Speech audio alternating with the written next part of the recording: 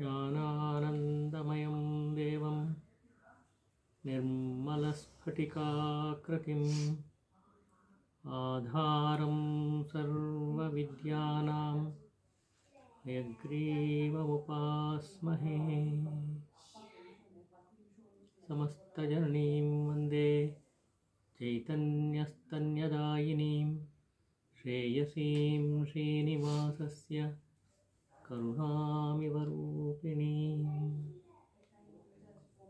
करारविन्देन पदारविन्दं मुखारविन्दे विनिवेशयन्तं वटस्य पत्रस्य पुटे शयानं बालं मुकुन्दं मनसा स्मरामि।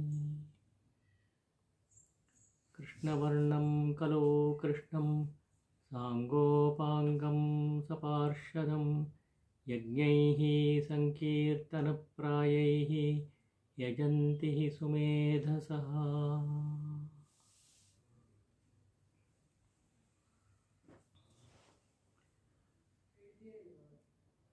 ಮಹಾಗುರು ದಂಪತಿಗಳ ಪವಿತ್ರವೂ ಮಂಗಳವೂ ಆದ ಪಾದಾರವಿಂದಗಳಿಗೆ ನಮಸ್ಕರಿಸುತ್ತಾ ಎಲ್ಲ ಭಾಗವತ ವೃಂದದವರೆಗೂ ನಮನಗಳನ್ನು ತಿಳಿಸ್ತಾ ನಮ್ಮ ಪಾಠವನ್ನು ಮುಂದುವರಿಸೋಣ.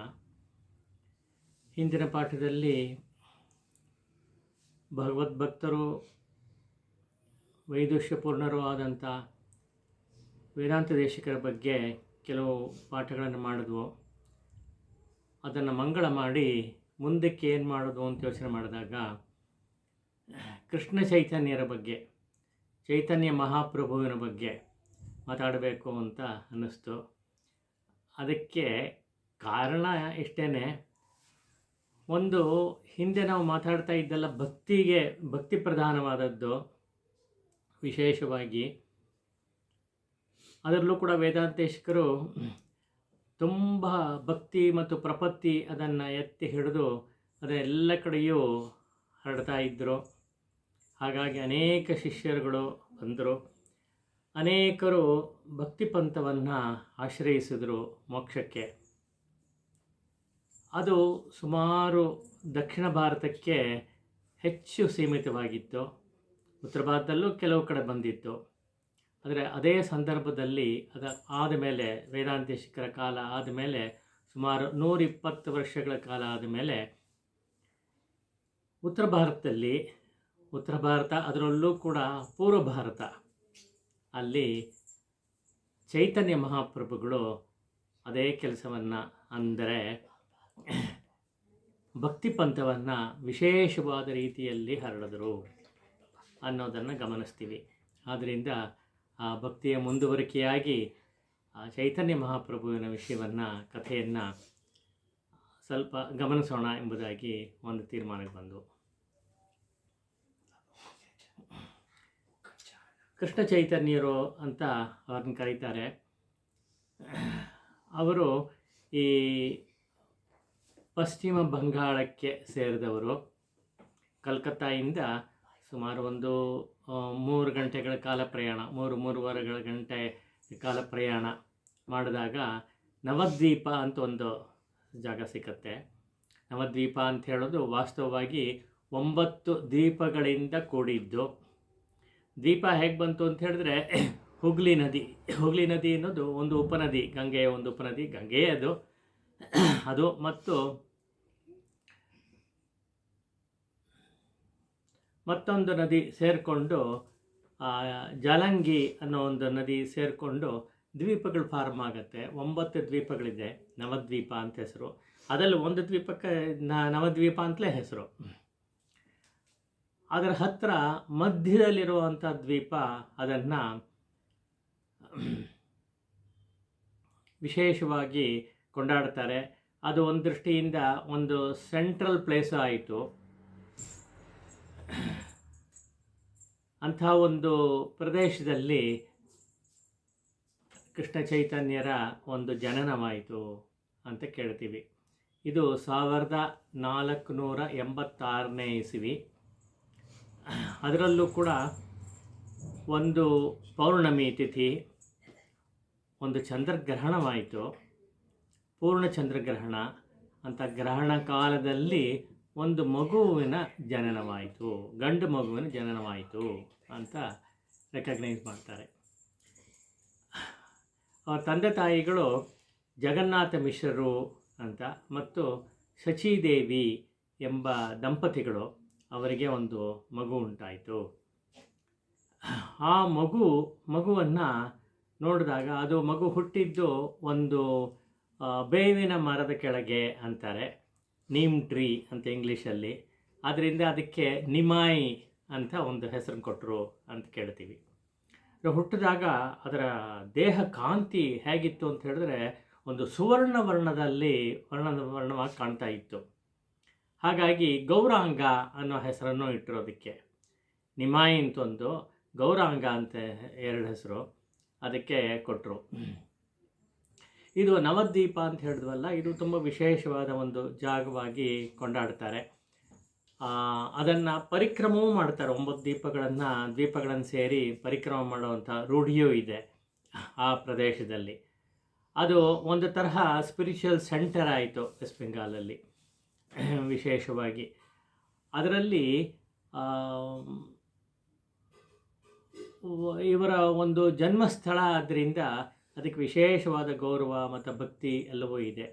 ಈ ನವದ್ವೀಪ ಅಂತ ಹೇಳುವಾಗ 9 ದ್ವೀಪ ಅಂತ ಹೇಳುವಾಗ ಭಕ್ತಿಗೆ ವಿಶೇಷವಾಗಿ ಸಂಬಂಧಪಟ್ಟಿರೋದ್ರಿಂದ ನವವಿಧ ಭಕ್ತಿ ಅಂತ ಹೇಳ್ತೀವಲ್ಲ, ಅದಕ್ಕೆ ಸಂಬಂಧಪಟ್ಟಿದೆ ಈ ನವದ್ವೀಪಗಳು ಅನ್ನೋ ತರಹು ಒಂದು ವಿವರಣೆಯನ್ನು ಕೊಡ್ತಾರೆ. ಹೀಗೆ ಎಲ್ಲ ಥರದಲ್ಲೂ ಕೂಡ ತುಂಬ ವಿಶೇಷವಾದ ಒಂದು ಸ್ಥಳ ಇದು. ಪುಣ್ಯಭೂಮಿ, ಪುಣ್ಯಕ್ಷೇತ್ರ, ಶ್ರೀ ವೈಷ್ಣವರಿಗೆ ಒಂದು ಪುಣ್ಯಕ್ಷೇತ್ರವಾಗಿದೆ ಇದು ಎಂಬುದಾಗಿ ಇದನ್ನು ಗಮನಿಸ್ತೀವಿ. ಅಂಥ ಒಂದು ಸ್ಥಳದಲ್ಲಿ ಈ ಮಗು ಹುಟ್ಟಿತು ಅಂತ ಹೇಳಿದಾಗ ಆ ಮಗುವಿನ ತಾತ, ಅಜ್ಜ, ಅವರು ನೀಲಾಂಬರ ಎಂಬುದಾಗಿ, ಅವರು ದೊಡ್ಡ ಅಸ್ಟ್ರಾಲಜರು, ಅಂದರೆ ಜ್ಯೋತಿಷ್ಕರು. ಅವ್ರಿಗೆ ವಿಷಯ ಮುಟ್ತು ಮಗು ಹುಟ್ಟಿತು ಅಂತ. ತಕ್ಷಣ ಏನು ಮಾಡಿದ್ರು, ಅವ್ರ ಮಗುವನ್ನು ನೋಡಬೇಕು ಅಂಥೇಳಿ ಅಲ್ಲಿಂದ ಬಂದ್ರಂತೆ. ಬಂದು ಮಗುವನ್ನು ನೋಡಿದ್ರು.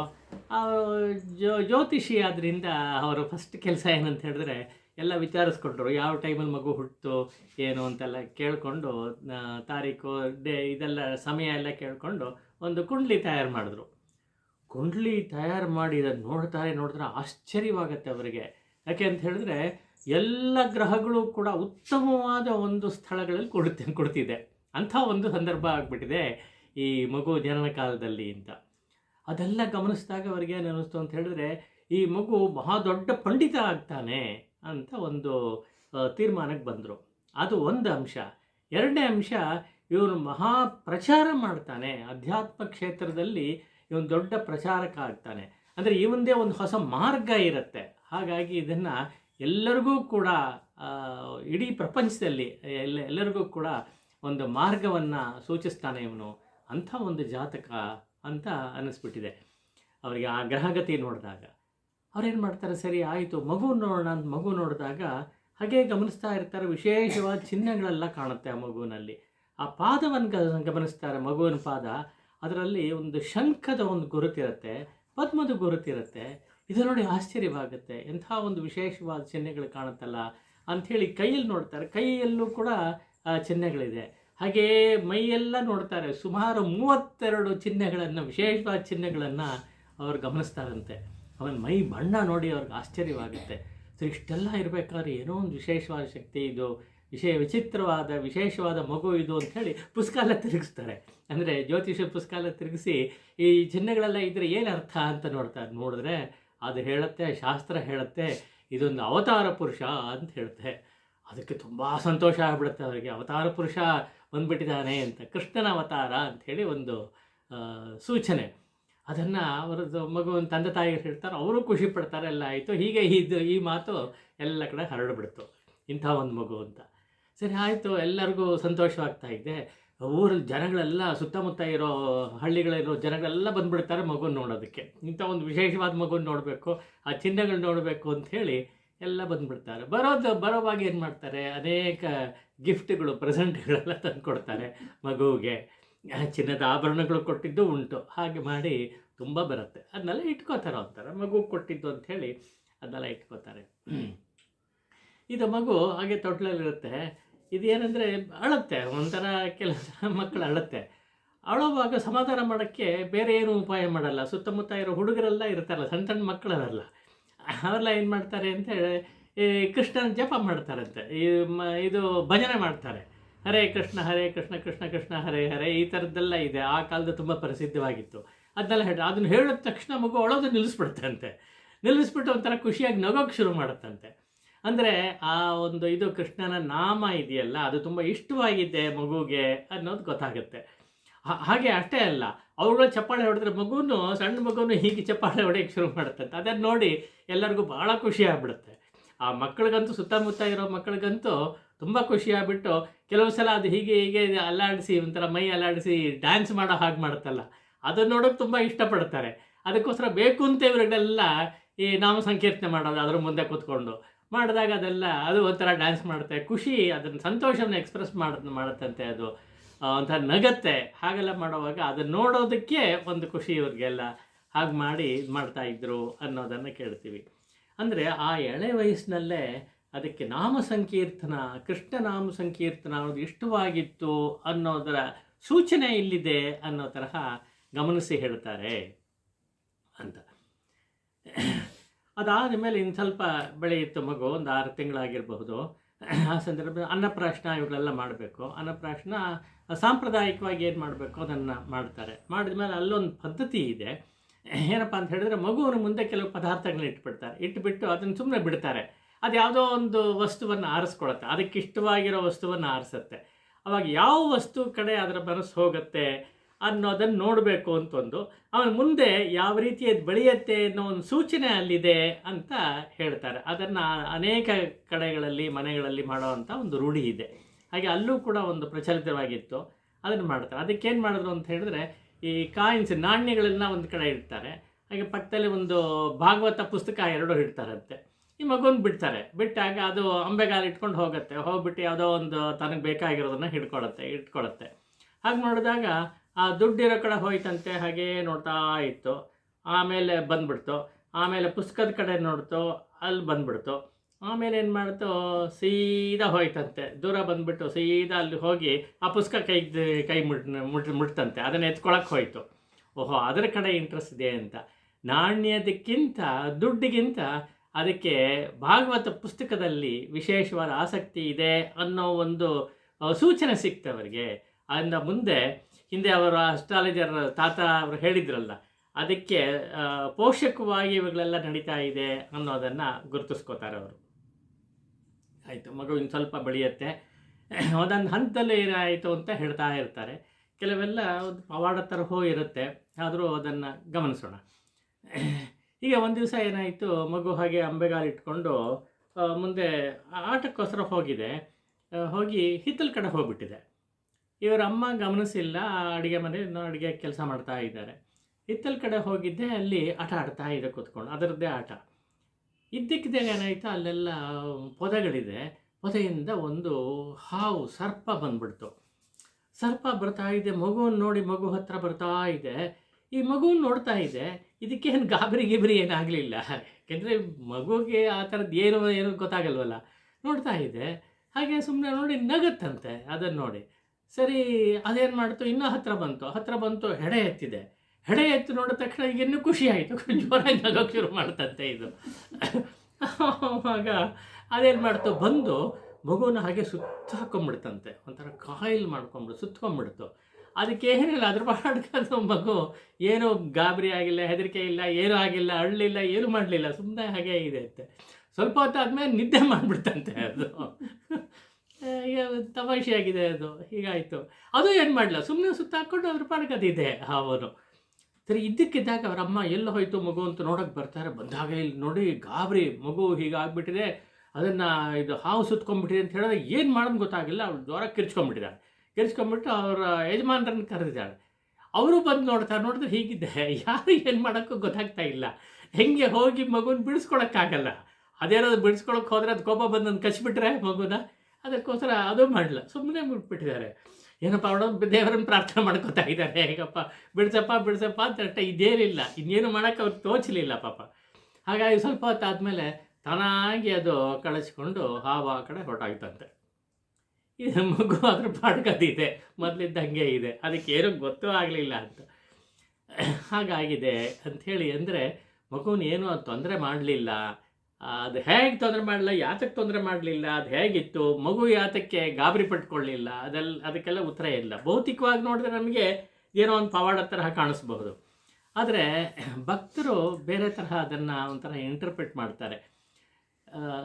ಈ ನಿಮಾಯಿ ಮಗು ಹೆಸರು ನಿಮಾಯಿ ಅಂತ ಹೇಳಿದ್ನಲ್ಲ, ಆ ನಿಮಾಯಿ ಮಗು ಇದೆಯಲ್ಲ, ಇದು ಕೃಷ್ಣನ ಅವತಾರ ಅಂತಲೇ ಭಾವಿಸ್ತಾರೆ ಭಕ್ತರುಗಳೆಲ್ಲ. ಅವರ ಪಂಥದಲ್ಲಿ ಬಂದವರೆಲ್ಲರೂ ಕೃಷ್ಣನ ಅವತಾರ ಇದು ಅಂತಲೇ ಭಾವಿಸೋದು, ಅದೇ ತರಹವೇ ಅದನ್ನು ಇದು ಮಾಡ್ತಾರೆ. ಹಾಗಾಗಿ ಕೃಷ್ಣ ಇರೋ ಕಡೆ ಏನು ಮಾಡಬೇಕು, ಅವನು ಬಲರಾಮ ಸುಮ್ಮನೆ ಬಿಡ್ತಾನೆ, ಅವನು ಬರ್ತಾನೆ. ಬಲರಾಮ ಆದಿಶೇಷನ ಅವತಾರ, ಆದ್ದರಿಂದ ಆದಿಶೇಷನ ರೂಪದಲ್ಲಿ ಸರ್ಪದ ರೂಪದಲ್ಲಿ ಬಂದು ಕೃಷ್ಣನ ನೋಡಿಕೊಂಡು ಹೋದ ಅನ್ನೋ ಹಾಗೆ. ಅದಕ್ಕೋಸ್ಕರವೇ ಈ ಮಗು ಗೊತ್ತಾಯಿತು ಕೃಷ್ಣ ಆದಿಶೇಷ ಬರ್ತಾ ಇದ್ದಾನೆ ಅಂತ, ಬಲರಾಮ ಬರ್ತಿದ್ದಾರೆ ಅಂತ. ಅದಕ್ಕೋಸ್ಕರ ಇದು ಹೆದರ್ಕೊಳ್ಳಿಲ್ಲ, ನೋಡ್ತಾ ಇತ್ತು ಅಂತ. ಆಮೇಲೆ ಬಂದು ಆಲಿಂಗನ ಮಾಡಿಕೊಂಡ ಕೃಷ್ಣನನ್ನು ಅಂಥೇಳಿ ಸ್ವಲ್ಪ ಹೊತ್ತು ಹಾಗೆ ಇದ್ದಾಗ ಅವನ ಮಗು ನಿದ್ದೆ ಮಾಡ್ತು ಅಂತ ಹೇಳಿದ್ರೆ ಎಲ್ಲ ಇಂಟರ್ಪ್ರಿಟೇಷನ್ ಕೊಡ್ತಾರೆ. ನಿದ್ದೆ ಮಾಡ್ತು ಅಂತ ಹೇಳಿದ್ರೆ ಅವನು ಒಂಥರ ಸಮಾಧಿಯಲ್ಲಿ ಹಾಗೇ ಇದ್ದ, ಅವನ ಆಲಿಂಗನ ಇದರಲ್ಲಿ ಅವನ ಪಾಡ್ಗೆ ಅವನು ತನ್ನ ಸ್ಥಿತಿಯಲ್ಲಿ ಇದ್ದ. ಅವನು ಸ್ವಲ್ಪ ಹೊತ್ತು ಆದಮೇಲೆ ಅದು ಸಮಾಧಾನ ಆಯಿತು, ಅದ್ರ ಪಾಡ್ಗದು ಹೊರಟೋಯ್ತು ಅಂಥೇಳಿ ಹೇಳ್ತಾರೆ. ಹೇಗಾದರೂ ಇರಲಿ, ನಮ್ಗೆ ಗೊತ್ತಿಲ್ಲ ಯಾವ ತರಹ ಅಂತ. ಭೌತಿಕವಾದ ದೃಷ್ಟಿಯಿಂದ ನೋಡಿದ್ರೆ ಹಾಗನ್ಸತ್ತೆ, ದೈವಿಕವಾದ ದೃಷ್ಟಿ ಅಥವಾ ಆಧ್ಯಾತ್ಮ ದೃಷ್ಟಿಯಿಂದ ನೋಡಿದ್ರೆ ಹೀಗೆ ಅನಿಸತ್ತೆ. ಹೀಗಿರಬಹುದು. ಇಲ್ಲದೆ ಹೋದರೆ ಯಾತಕ್ಕೆ ಅದು ಏನೋ ಒಂದು ಕಿಂಚಿತ್ತೂ ತೊಂದರೆ ಮಾಡಲಿಲ್ಲ ಅದಕ್ಕೆ ಮಗುಗೆ ಅದರಿಂದ ಯಾವ ವಿಧವಾದ ಕೆಟ್ಟ ಪರಿಣಾಮವೂ ಆಗಲಿಲ್ಲ ಅನ್ನೋದನ್ನು ನಾವು ಗಮನಿಸಿದರೆ ಇರಬಹುದು ಅಂತ ಅನಿಸತ್ತೆ. ಇದು ಒಂದು ಬಾಲ್ಯದ ಒಂದು ಘಟನೆ ಅಂತ ನಾವು ಇದು ಮಾಡಬಹುದು. ಹಾಗೆ ಮತ್ತೊಂದನ್ನು ಹೇಳ್ತಾರೆ, ಇದು ಒಂಥರ ವಿಶೇಷವಾಗಿ ಅನಿಸುತ್ತೆ. ಮಗು ಇನ್ನು ಸ್ವಲ್ಪ ಬೆಳೆದು ಆಟ ಆಡ್ತಾ ಇದೆ, ಮುಂದ್ಗಡೆ ಜಗಲಿನಲ್ಲಿ ಆಟ ಆಡ್ತಾ ಇದೆ. ಆವಾಗ ಅಗೇನ್ ಆ್ಯಸ್ ಯೂಶುವಲ್ ತಾಯಿ ಆದವಳು ಅಡುಗೆ ಮನೆ ಕೆಲಸ ಇದರಲ್ಲಿ ಕಡೆ ಗಮನ ಇಲ್ಲ. ಅಲ್ಲಿ ಯಾರೋ ಇಬ್ಬರು ಕಳ್ಳರು ಬಂದರು. ಆ ಕಳ್ಳರಿಗೆ ಗೊತ್ತು ಈ ಮಗುಗೆ ತುಂಬ ಆಭರಣಗಳೆಲ್ಲ ಹಾಕಿರ್ತಾರೆ, ಯಾಕೆ ತುಂಬ ಪ್ರೆಸೆಂಟ್ಸ್ ಎಲ್ಲ ಬಂತು ಒಂಥರ ಇವ್ರಿಗೂ ಇತ್ತು. ಎಲ್ಲ ಸೇರಿ ಯಾವಾಗಲೂ ಒಳ್ಳೆ ಆಭರಣಗಳನ್ನ ಹಾಕಿ ಒಂಥರ ಚೆನ್ನಾಗಿ ನೋಡಬೇಕು ಮಗುನ ಅಂತ ಆಸೆ ಪಾಪ ತಂದೆ ತಾಯಿಗಳಿಗೆ. ಎಲ್ಲ ಹಾಕಿರ್ತಾರೆ, ಇದು ಮಾಡ್ತಾರೆ, ಒಡವೆಗಳು ತುಂಬ ಹಾಕಿರ್ತಾರಂತೆ. ಇದು ಹೀಗೆ ಹಾಕಿದ್ದಾರೆ ಮಗುವಿಗೆ ಅಂತ ಕಳ್ಳರಿಗೆ ಗೊತ್ತಾಯಿತು. ಆದ್ದರಿಂದ ಇದನ್ನು ಹುಡ್ಕೊಂಬಂದಿದ್ದಾರೆ. ಈ ಮನೆಯಲ್ಲಿದೆ ಅಂತ ಅವ್ರಿಗೇನು ಗೊತ್ತಿಲ್ಲ, ನೇರವಾಗಿ ನೋಡಿರಲಿಲ್ಲ. ಮನೆಯಲ್ಲಿದೆ ಈ ಮಗು ಯಾವುದು ಅಂತ ನೋಡ್ಕೊಂಬಂದಿದ್ದಾರೆ. ಕೊನೆಗೆ ಇದು ಅಂತ ಗೊತ್ತಾಗೋಯ್ತು, ಇದು ಹೊರಗಡೆ ಇತ್ತಲ್ಲ, ಸೊ ಸರಿಯಾದ ಮನೆಗೆ ಬಂದಿದ್ದೀವಿ ನಾವು, ಸರಿಯಾದ ವ್ಯಕ್ತಿನೇ ಮಗುವನ್ನೇ ಹಿಡಿದಿದ್ದೀವಿ ಅಂತ ಗೊತ್ತಾಯಿತು. ಇಬ್ಬರು ಬಂದಿದ್ದಾರೆ. ಅದಕ್ಕೋಸ್ಕರ ಏನು ಮಾಡಿದ್ರು, ಒಬ್ಬನ್ನ ನೀನು ಮೆಲ್ಲಿಗೆ ಮಗುವನ್ನ ಮಾತಾಡಿಸಿ ಒಂಥರ ಇದು ಮಾಡ್ಕೋ, ಅದನ್ನು ಫ್ರೆಂಡ್ಲಿಯಾಗಿ ಇದ್ದುಕೊಂಡು ಆಮೇಲೆ ಮೆಲ್ಲಿಗೆ ಅದನ್ನ ಎತ್ಕೊಂಡ್ಬಂದ್ಬಿಡು, ನಾನು ಇಲ್ಲಿ ಯಾರಾದರೂ ಬರ್ತಾರೆ ಅಂತ ನೋಡ್ತಾ ಇರ್ತೀನಿ, ಮನೆ ಮುಂದ್ಗಡೆ ನೋಡಿಕೊಂಡು ಸೂಚನೆ ಕೊಡ್ತೀನಿ ಯಾರಾದರೂ ಬಂದುಬಿಟ್ರೆ ಅಂತೆಲ್ಲ ಹೇಳಿ ಅವರು ಪ್ಲ್ಯಾನ್ ಮಾಡ್ಕೋತಾರೆ. ಮಾಡ್ಕೊಂಡು ಮಗುನ ಎತ್ಕೊಂಡು ಹೋಗ್ಬಿಡ್ಬೇಕು ಅಂತ ಎತ್ಕೊಂಡೋಗಿ ಅವರ ಒಂದು ಮನೆ ಇದೆಯಲ್ಲ ಅಲ್ಲಿ ಇಟ್ಕೊಂಡು ಎಲ್ಲ ಆಭರಣ ಎಲ್ಲ ಕಳಿಸ್ಕೊಂಡ್ಬಿಡ್ಬೇಕು. ಅವ್ರು ಬಂದಿರೋ ಉದ್ದೇಶ ಅದೇನೆ, ಆಭರಣಕ್ಕೋಸ್ಕರ ಬಂದಿದ್ದಾರೆ, ಗೋಲ್ಡು. ಅದನ್ನು ಕಳಿಸ್ಕೊಂಡ್ಬಿಟ್ಟು ಮಗುವನ್ನೆಲ್ಲ ಬಿಟ್ಬಿಡೋಣ ಅಂಥೇಳಿ ಅವರು ಪ್ಲ್ಯಾನ್ ಮಾಡ್ತಾ ಇದ್ದಾರೆ. ಸರಿ ಆಯಿತು, ಹಾಗೆ ಮಾಡೋಣ ಅಂಥೇಳಿ ಈಗ ಬಂದರು. ಒಬ್ಬ ಅವನ ಮಗುವನ್ನೆಲ್ಲ ಮಾತಾಡಿಸ್ತಾ ಇದ್ದಾನೆ, ಮೆಲ್ಲಿಗೆ ಇದು ಮಾಡ್ತಾ ಇದ್ದಾನೆ. ನೀನು ಆಟ ಆಡಿಸ್ಲ ಅಂತೆಲ್ಲ ಕೇಳಿದ್ನಂತೆ. ಆಟ ಆಡಿಸೋದಂದರೆ ಹೆಗಲ ಮೇಲೆ ಕೂರಿಸ್ಕೊಂಡು ರೌಂಡ್ ಹೊಡಿತೀನಿ, ಹೀಗೆ ಏನೋ ಒಂದು. ಅದಕ್ಕೆ ಗಾಬರಿ ಆಗಬಾರ್ದು, ಮತ್ತು ಅಳಕ್ಕೆ ಶುರು ಮಾಡಿದ್ರೆ ಗಾಬರಿಯಲ್ಲಿ ಭಯದಲ್ಲಿ ಎಲ್ಲ ಬಂದುಬಿಡ್ತಾರೆ. ಅದಕ್ಕೋಸ್ಕರ ಮೆಲ್ಲಿಗೆ ಉಪಾಯವಾಗಿ ಇದು ಮಾಡ್ತಾ ಇದ್ದಾನೆ. ಮಾಡಿ ಆಯಿತು ಅಂತ ಅದು ಖುಷಿಯಾಗಿ ಹೇಳ್ತಂತೆ, ಹೆಗಲ ಮೇಲೆ ಕೂತ್ಕೋತೀನಿ ಅಂಥೇಳಿ ಇದು ಮಾಡಿ ಆಯಿತು. ಕೂರಿಸ್ಕೊಂಡು ಮೆಲ್ಲಿಗೆ ಸಮಯ ನೋಡಿ ಅವನು ಹೊರಗಡೆ ಎತ್ಕೊಂಡು ಹೋಗ್ತಾ ಇದ್ದಾನೆ. ಇಬ್ಬರು ಫಾಲೋ ಮಾಡ್ತಾ ಇದ್ದಾರೆ. ಅವನು ಏನು ಸ್ವಲ್ಪ ದೂರ ಹೋಗ್ತಾನೆ, ಮನೆ ಅಷ್ಟು ದೂರದಲ್ಲಿದೆ, ಅಲ್ಲಿ ಹೋಗಬೇಕು. ಸ್ವಲ್ಪ ಹೊತ್ತಾದ ಮೇಲೆ ನೋಡಿದ್ರೆ ಭಾರ ಆಗೋಯ್ತು. ಹೆಗಲ ಮೇಲೆ ಕೂತಿರೋ ಮಗು ಸಿಕ್ಕಾಪಟ್ಟೆ ಭಾರ ಆಯಿತು. ಇವನಿಗೆ ಒಂಥರ ಆಶ್ಚರ್ಯ. ಅವನು ಫ್ರೆಂಡಿಗೆ ಹೇಳ್ತಾ ಇದ್ದಾನೆ, ಅಯ್ಯೋ ತುಂಬ ಭಾರವಾಗಿದೆಪ್ಪ ಮಗು, ನನಗೆ ತಡೆಯೋಕ್ಕಾಗ್ತಾ ಇಲ್ಲ ಅಂತ. ಅವನು ಆಸೆ ಮಾಡಿ, ಏನು ಬುದ್ಧಿ ಇದೆಯಾ ನಿನಗೆ, ಮಗುನ ಎತ್ಕೊಂಡಿದ್ಯಾ, ಭಾರ ಅಂತೀಯ, ಇಲ್ಲಾಂದ್ರೆ ಮಗು ಭಾರವಾಗತ್ತಾ, ಸುಮ್ಮನೆ ನಡಿ ನೀನು, ಇಲ್ಲೇ ಇದೆ ಮನೆ, ಹೋಗೋಣ ಅಂಥೇಳಿ ಅವನು ದಬಾಯಿಸಿದ್ದಾನೆ. ಇವನು ಹೇಳಿದ್ರು ಕೂಡ ಹೇಳ್ಕೊಳಕ್ಕೆ ಅವಮಾನ, ಭಾರ ಅಂತ ಹೇಳ್ಕೊಳಕ್ಕೆ. ಆದರೆ ವಿಧಿ ಇಲ್ಲ. ಇನ್ನೂ ಸ್ವಲ್ಪ ದೂರ ಹೋಗ್ತಾನೆ, ಆ ಭಾರ ತಡೆಯೋಕ್ಕಾಗಿದೆ ಬೆವತ್ತು ಹೋಗ್ತಾ ಇದ್ದಾನೆ ಅವನು. ಅವನಿಗೆ ಅಯ್ಯೋ ತುಂಬ ಭಾರಪ್ಪ ಆಗ್ತಾ ಇಲ್ಲ ಅಂತ ಅವನು ಹೇಳ್ತಾನೆ. ಅವನು ವಾಪಸ್ ಇನ್ನೊಬ್ಬನಿಗೆ ಕೊಡ್ಬೋದಿತ್ತು, ಅದು ಕೊಡಲಿಲ್ಲ. ಅದಕ್ಕೆ ಅವರೇನು ತಮಾಷೆ ಮಾಡ್ತಾರೆ ಅಂತ ಹೇಳಿದ್ರೆ, ಭಾರನ ಅದು ಮಗು ಒಡವೆಗಳೆಲ್ಲ ಹಾಕ್ಕೊಂಡಿದೆಯಲ್ಲ ಆ ಭಾರ ಇರಬೇಕು, ಅದರಿಂದ ಹಿಂಗೆ ಜಾಸ್ತಿ ಆಗಿದೆ ಅಂತೇಳಿ ಇವನಿಗೆ ನಗು ಬಂದ್ಬಿಡುತ್ತೆ. ಸರಿ, ಇಬ್ಬರು ನಗ್ತಾ ಇದ್ದಾರೆ, ನಕ್ಕೊಂಡು ನಡೀತಾ ಇದ್ದಾರೆ. ಇವರಿಬ್ಬರು ನಗೋದು ನೋಡಿಬಿಟ್ಟು ಆ ಮಗುಗೂ ಖುಷಿ ಆಯಿತು, ಅದು ನಗೋಕ್ಕೆ ಶುರು ಮಾಡ್ತು. ಈಗ 3 ಜನ ನಕ್ಕೊಂಡು ಹೋಗ್ತಾ ಇದ್ದಾರೆ, ಎತ್ಕೊಂಡು ಹೋಗ್ತಾ ಇದ್ದಾನೆ. ಸರಿ, ಇನ್ನೇನು ಬಂದ್ಬಿಡುತ್ತೆ, ಹೋಗ್ತಾನೆ ಇದ್ದಾರೆ. ಏನು ಇಷ್ಟು ದೂರ ಆಯಿತು, ನಮ್ಮ ಮನೆ ಇಷ್ಟು ದೂರ ಇಲ್ವಲ್ಲ ಅಂತಾನೆ ಇರಬೇಕಲ್ಲ ಅಂತ ನೋಡಿದ್ರೆ, ಕೊನೆಗೆ ಸುತ್ತ ಹಾಕ್ಕೊಂಡು ಎಲ್ಲಿಂದ ಹೊರಟ್ರೋ ಇವ್ರ ಮನೆಗೆ, ಆ ಮಗುವಿನ ಮನೆಗೆ ಬಂದುಬಿಟ್ಟಿದ್ದಾರೆ. ಅಲ್ಲೇ ಬಂದು ನಿಂತ್ಕೊಂಡ್ಬಿಟ್ರು. ಆವಾಗ ಗೊತ್ತಾ, ಅಯ್ಯೋ ನಾವು ಹೊರಟ ಜಾಗಕ್ಕೆ ಬಂದುಬಿಟ್ವಲ್ಲ ನಾವು ಅಂಥೇಳಿ ಆಶ್ಚರ್ಯ ಆಯ್ತಂತೆ. ಅಯ್ಯೋ ಬೇಡಪ್ಪ, ಇನ್ನೂ ಇರಬಾರ್ದಿಲ್ಲಿ ಅಂಥೇಳಿ ಮಗುನ ಅಲ್ಲೇ ಬಿಟ್ಬಿಟ್ಟು ಎಲ್ಲಿ ಕೂತಿತ್ತೋ ಅಲ್ಲೇ ಕೂರಿಸ್ಬಿಟ್ಟು ಇವರು ಹೊರಟ್ಬಿಟ್ರು. ಒಡವೆ ತಗೊಳ್ಳೇ ಏನೂ ಇಲ್ಲ, ಕಳ್ತ ಆಗಲಿಲ್ಲ ಅಂಥೇಳಿ ಇದೊಂದು ಹೇಳ್ತಾರೆ. ಒಂದು ತರಹ ಇದು ಪವಾಡ ಥರ ಕಾಣುತ್ತೆ. ಮಗು ಅಷ್ಟು ಭಾರವಾಯಿತು ಅಂತ ಹೇಳಿದ್ರೆ ಏನು ಅಂತ ಹೇಳಿದ್ರೆ, ಕೃಷ್ಣನ ಒಂದು ಕಥೆಗಳು ಕೇಳಿದ್ದೀವಿ ಹಿಂದೆ, ಆವಾಗಲೂ ಅಷ್ಟೇ ಇದೆ. ಹೇಗೆ ಭಾರ ಮಾಡ್ಕೋಬೇಕಾದ್ರೂ ಭಾರ ಆಗ್ತಾ ಇದ್ದ ಅವನು ಅನ್ನೋದೆಲ್ಲ ಕೇಳ್ತೀವಲ್ಲ, ಹಾಗೆ ಇದೆಲ್ಲ ಇದೆ. ಅನೇಕ ಲೀಲೆಗಳನ್ನು ಅವನು ಮಾಡ್ದ. ಹಾಗೆ ಇದು ಒಂದು ಲೀಲೆ ಅಂಥೇಳಿ ಭಕ್ತರು ಇದನ್ನು ಗಮನಿಸ್ತಾರೆ. ಇರ್ಬೋದು, ಇಲ್ಲದೆ ಹೋದರೆ ಭಾರವಾಗೋದಕ್ಕೆ ಕಾರಣವಿಲ್ಲ. ಅದು ಇವನ ಒಂದು ಮಗುವಿನ ಒಂದು ಆಟವೇ ಆಗಿರಬೇಕು ಅನ್ನೋದು ಚೆನ್ನಾಗಿ ಗೊತ್ತಾಗತ್ತೆ. ಇದು ಒಂದು ತರಹ ಕತೆ. ಹಾಗೆಯೇ ಮತ್ತೊಂದು,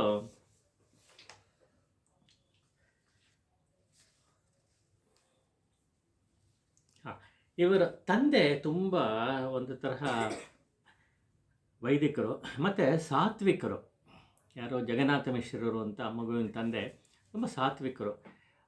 ಸಾತ್ವಿಕರು ಅಂತ ಹೇಳಿದ್ರೆ ಒಳ್ಳೆತನದವರಾದ್ದರಿಂದ ಯಾರಾದರೂ ಮನೆಗೆ ಬಂದರೆ ಆತಿಥ್ಯವನ್ನು ಚೆನ್ನಾಗಿ ಮಾಡ್ತಾರೆ. ಆಮೇಲೆ ಅವರು ಮನೇಲಿ ಉಳ್ಕೊಳ್ಳೋಕ್ಕೂ ವ್ಯವಸ್ಥೆ ಮಾಡಿಕೊಡ್ತಾರೆ, ಎಲ್ಲ ಮಾಡ್ತಾರೆ.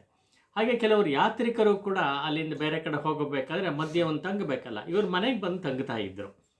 ಅದು ಒಂದು ರೂಢಿ ಇತ್ತು. ಹಾಗೆ ಒಂದು ಸಲ ಏನಾಯಿತು, ಒಬ್ಬ ಬ್ರಾಹ್ಮಣರು ಬಂದರು, ಭಾಳ ನಿಷ್ಠಾವಂತ ಬ್ರಾಹ್ಮಣರು.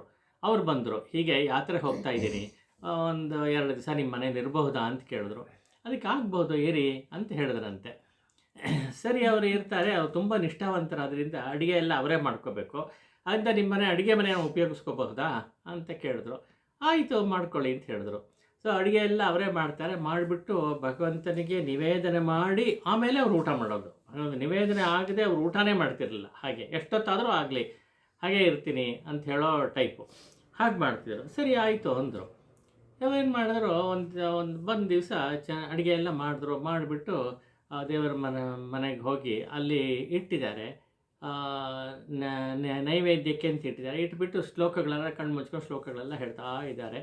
ಆಮೇಲೆ ಕೊನೆಗೆ ನಮಸ್ಕಾರ ಮಾಡಿ, ಸಾಷ್ಟಾಂಗ ನಮಸ್ಕಾರ ಮಾಡಿ ಎದ್ದು ಆಮೇಲೆ ನಿವೇದನೆ ಮಾಡೋದು ಅಂತ ನೈವೇದ್ಯಕ್ಕೆಲ್ಲ ರೆಡಿ ಮಾಡಿರೋದನ್ನ ಇದು ಮಾಡ್ತಾರೆ. ಇವ್ರು ಯಾವಾಗ ಕಣ್ಣು ಮುಚ್ಕೊಂಡು ಶ್ಲೋಕಗಳೆಲ್ಲ ಹೇಳಿ ಇದು ಮಾಡ್ತಾ ಇದ್ರೋ, ಆಮೇಲೆ ನಮಸ್ಕಾರಕ್ಕೆ ಅಂತ ಹೋದ್ರು, ಆ ಸಮಯಕ್ಕೆ ಈ ನಿಮಾಯಿ ಮಗು ಬಂತು ಇದನ್ನು ನೈವೇದ್ಯಕ್ಕೆ ಇಟ್ಟಿದ್ದ ಇದೆಲ್ಲ ತಿಂಡಿಗಳೆಲ್ಲ ತೊಗೊಂಡು ತಿನ್ನೋಕ್ಕೆ ಶುರು ಮಾಡಿಬಿಡ್ತು. ಇವ್ರು ಎದ್ದು ನೋಡ್ತಾರೆ, ನೋಡಿದ್ರೆ ಅಯ್ಯೋ ಮಗು ತಿಂತಾ ಇದೆಯಲ್ಲ, ಅಯ್ಯೋ ಎಂಥ ಕೆಲಸ ಮಾಡಿದೆ ನೀನು ಅಂಥೇಳಿ ಅವ್ರಿಗೆ ಭಾಳ ಬೇಸರ ಆಗೋಯ್ತು. ನಾನು ದೇವರಿಗೆ ಅಂತ ಇಟ್ಟಿದ್ದನ್ನು ಹೀಗೆ ಮಾಡಿಬಿಟ್ನಲ್ಲ, ಇವನು ತಿನ್ಬಿಟ್ನಲ್ಲ, ಇದನ್ನು ಉಪಯೋಗಿಸಿದ್ದನ್ನು ಮಗುವೇ ಆಗಲಿ ಆದರೆ ಉಪಯೋಗಿಸಿದ್ದನ್ನು ದೇವ್ರ ನಿವೇದನೆಗೆ ಇಡಬಾರ್ದು ಅಂಥೇಳಿ ಏನು ಮಾಡ್ತಾರೆ, ಬೇರೆನೇ ಮಾಡಬೇಕು, ಬೇರೆ ದಾರಿ ಇಲ್ಲ ಅಂತ ಮಾಡ್ತಾರೆ. ಹೇಳ್ತಾ ಇದ್ರು. ಅಷ್ಟರೊಳಗೆ ಇವ್ರ ತಂದೆ ಬಂದರು, ಜಗನ್ನಾಥ ಮಿಶ್ರ ಬಂದುಬಿಟ್ಟು ಹೀಗೆ ಆಯಿತು ಅಂತ ಅವ್ರು ಹೇಳಿದಾಗ, ಅಯ್ಯೋ ನಮ್ಮ ಮಗು ಹೀಗೆ ಮಾಡಿಬಿಡ್ತಾ, ದಯವಿಟ್ಟು ಕ್ಷಮಿಸಬೇಕು, ಗೊತ್ತಾಗಲಿಲ್ಲ, ನಾನು ಗಮನಿಸಲಿಲ್ಲ, ಮಗು ಪರವಾಗಿ ನಾನು ಕ್ಷಮಾಪಣೆ ಕೇಳ್ಕೊತೀನಿ, ಇನ್ಮೇಲೆ ಹೀಗೆ ಆಗದೆ ಇರೋಕೆ ನೋಡ್ಕೋತೀನಿ ಅಂತ ಹೇಳಿದ್ರಂತೆ. ಸರಿ ಆಯಿತು ಅಂತ ಹೇಳಿ ಮತ್ತೆ ಇನ್ನೊಂದ್ಸಲ ಪರೀಕ್ಷೆ ಅಡುಗೆ ಎಲ್ಲ ಮಾಡೋಕ್ಕೆ ಶುರು ಮಾಡಿದ್ರು ಅವರು ಬ್ರಾಹ್ಮಣರು. ಮಾಡಿ ಅದೇ ಥರ ಎಲ್ಲ ಮಾಡಿ ರೆಡಿ ಮಾಡಿ ತಂದಿಟ್ಟಾಗ ಇವ್ರ ಪಾಡಿಗೆ ಇವ್ರು ಮಾಡ್ತಿದ್ದಾರೆ. ಮಗು ಎಲ್ಲೋ ಬೇರೆ ಕಡೆ ಇದೆ. ಸರಿ ಮಾಡಿ ಮೊದಲು ಮಾಡಿದ ಹಾಗೆ ಎಲ್ಲ ಪದಾರ್ಥ ಎಲ್ಲ ಇಟ್ಟಿದ್ದಾರೆ. ಇಟ್ಬಿಟ್ಟು ಇವರು ಪಾಡಿಗೆ ಇವರು ಮಾಡ್ತಾ ಇದ್ದಾರೆ, ಶ್ಲೋಕ ಹೇಳ್ತಾ ಇದ್ದಾರೆ. ಸ್ತೋತ್ರಕ್ಕೆ ಹೇಳ್ತಾ ಇರೋವಾಗ ಮೆಲ್ಲಿಗೆ ಮತ್ತೆ ಬಂತು, ಮಗು ಬಂತು, ತೊಗೊಂಬಿಟ್ಟು ತಿಂತಾ ಇದೆ. ಅಯ್ಯೋ ಏನಪ್ಪ ಅಂತ ಕಣ್ಬಿಟ್ಟು ನೋಡ್ತಾರೆ, ಅದೊಳು ತಿಂತಾ ಇದೆ. ಅಯ್ಯೋ ದೇವರಿಗೆ ತಿಟ್ಟಿದ್ದು ಹೀಗೆ ಮಾಡಿಬಿಟ್ಟಿಲ್ಲ, ಅದು ಭಾಳ ಬೇಸರ ಆಯಿತು ಅವ್ರಿಗೆ. ಅವ್ರು ತಡೆಯೋಕ್ಕಾಗಲಿಲ್ಲ ಅವ್ರಿಗೆ. ಇನ್ನು ಹೊಡಿಬಾರ್ದು, ಆದರೆ ಹೀಗಾಗೋಯ್ತಲ್ಲ ತುಂಬ ಬೇಸರ ಮಾಡ್ಕೋತಾರೆ. ಅದಕ್ಕೆ ಅವ್ರ ತಂದೆ ಮತ್ತು ಅಯ್ಯೋ ನಾನು ಏನು ಮಾಡಿಬಿಟ್ಟೆ, ಹೀಗೆ ಆಗೋಯ್ತಲ್ಲ, ಕ್ಷಮಿಸ್ಬೇಕು, ನಾನು ಮತ್ತೆ ಕ್ಷಮಾಪಣೆ ಕೇಳ್ಕೊಂಡು ಇನ್ನೊಂದು ಸಲ ಹೀಗೆ ಆಗದೇ ಇರೋ ಹಾಗೆ ನೋಡ್ಕೋತೀನಿ ನಾನು. ಹಲೋ, ಹಾಂ, ಖಂಡಿತ ನಾನು ನೋಡ್ಕೋತೀನಿ, ಈ ಥರ ಆಗದೇ ಇರೋ ಹಾಗೆ ನೀವು ಯೋಚನೆ ಮಾಡಬೇಡಿ ಅಂಥೇಳಿ ಹೇಳ್ತಾರೆ. ಹೇಳೋದಷ್ಟೇ ಇಲ್ಲ, ಅವ್ರೇನು ಮಾಡ್ತಾರೆ, ಈ ಮಗುನ ಕರ್ಕೊಂಡು ಹೋಗ್ಬಿಟ್ಟು ಅವರ ಶಯನಗೃಹ ಇದೆಯಲ್ಲ ಅಲ್ಲಿ ಹೋಗಿ ಕರ್ಕೊಂಡೋಗ್ಬಿಟ್ಟು ಬಾಗಿಲು ಹಾಕ್ಕೊಂಡ್ಬಿಡ್ತಾರೆ, ಇನ್ನು ಹೊರಗಡೆ ಹೋಗಬಾರ್ದು ಇವನು ಅಂಥೇಳಿ. ಸರಿ ಆಯಿತು, ಇವರು 3ನೇ ಸಲ ಅಡುಗೆ ಮಾಡ್ತಾ ಇದ್ದಾರೆ. ಅಡುಗೆ ಮಾಡೋದು ಅಂತ ಹೇಳಿದ್ರೆ ಪಾಪ ಇವರು ಊಟ ಮಾಡಿಲ್ಲ, ಇವ್ರಿಗೆ ಹಸಿವು ಇವರಿಗೆ. 3ನೇ ಸತಿ ಅಡುಗೆ ಮಾಡಿದ್ರೆ ಎಲ್ಲ ವಿಸ್ತಾರವಾಗಿ ಅಡುಗೆ ಮಾಡಿಯೇ ಅವರು ಇದು ಮಾಡಬೇಕು ಅಂತ. ಸರಿ 3ನೇ ಸಲ ಅಡುಗೆ ಮಾಡ್ತಾರೆ. ಅಡುಗೆ ಮಾಡಿ ಎಲ್ಲ ತರ್ತಾರೆ.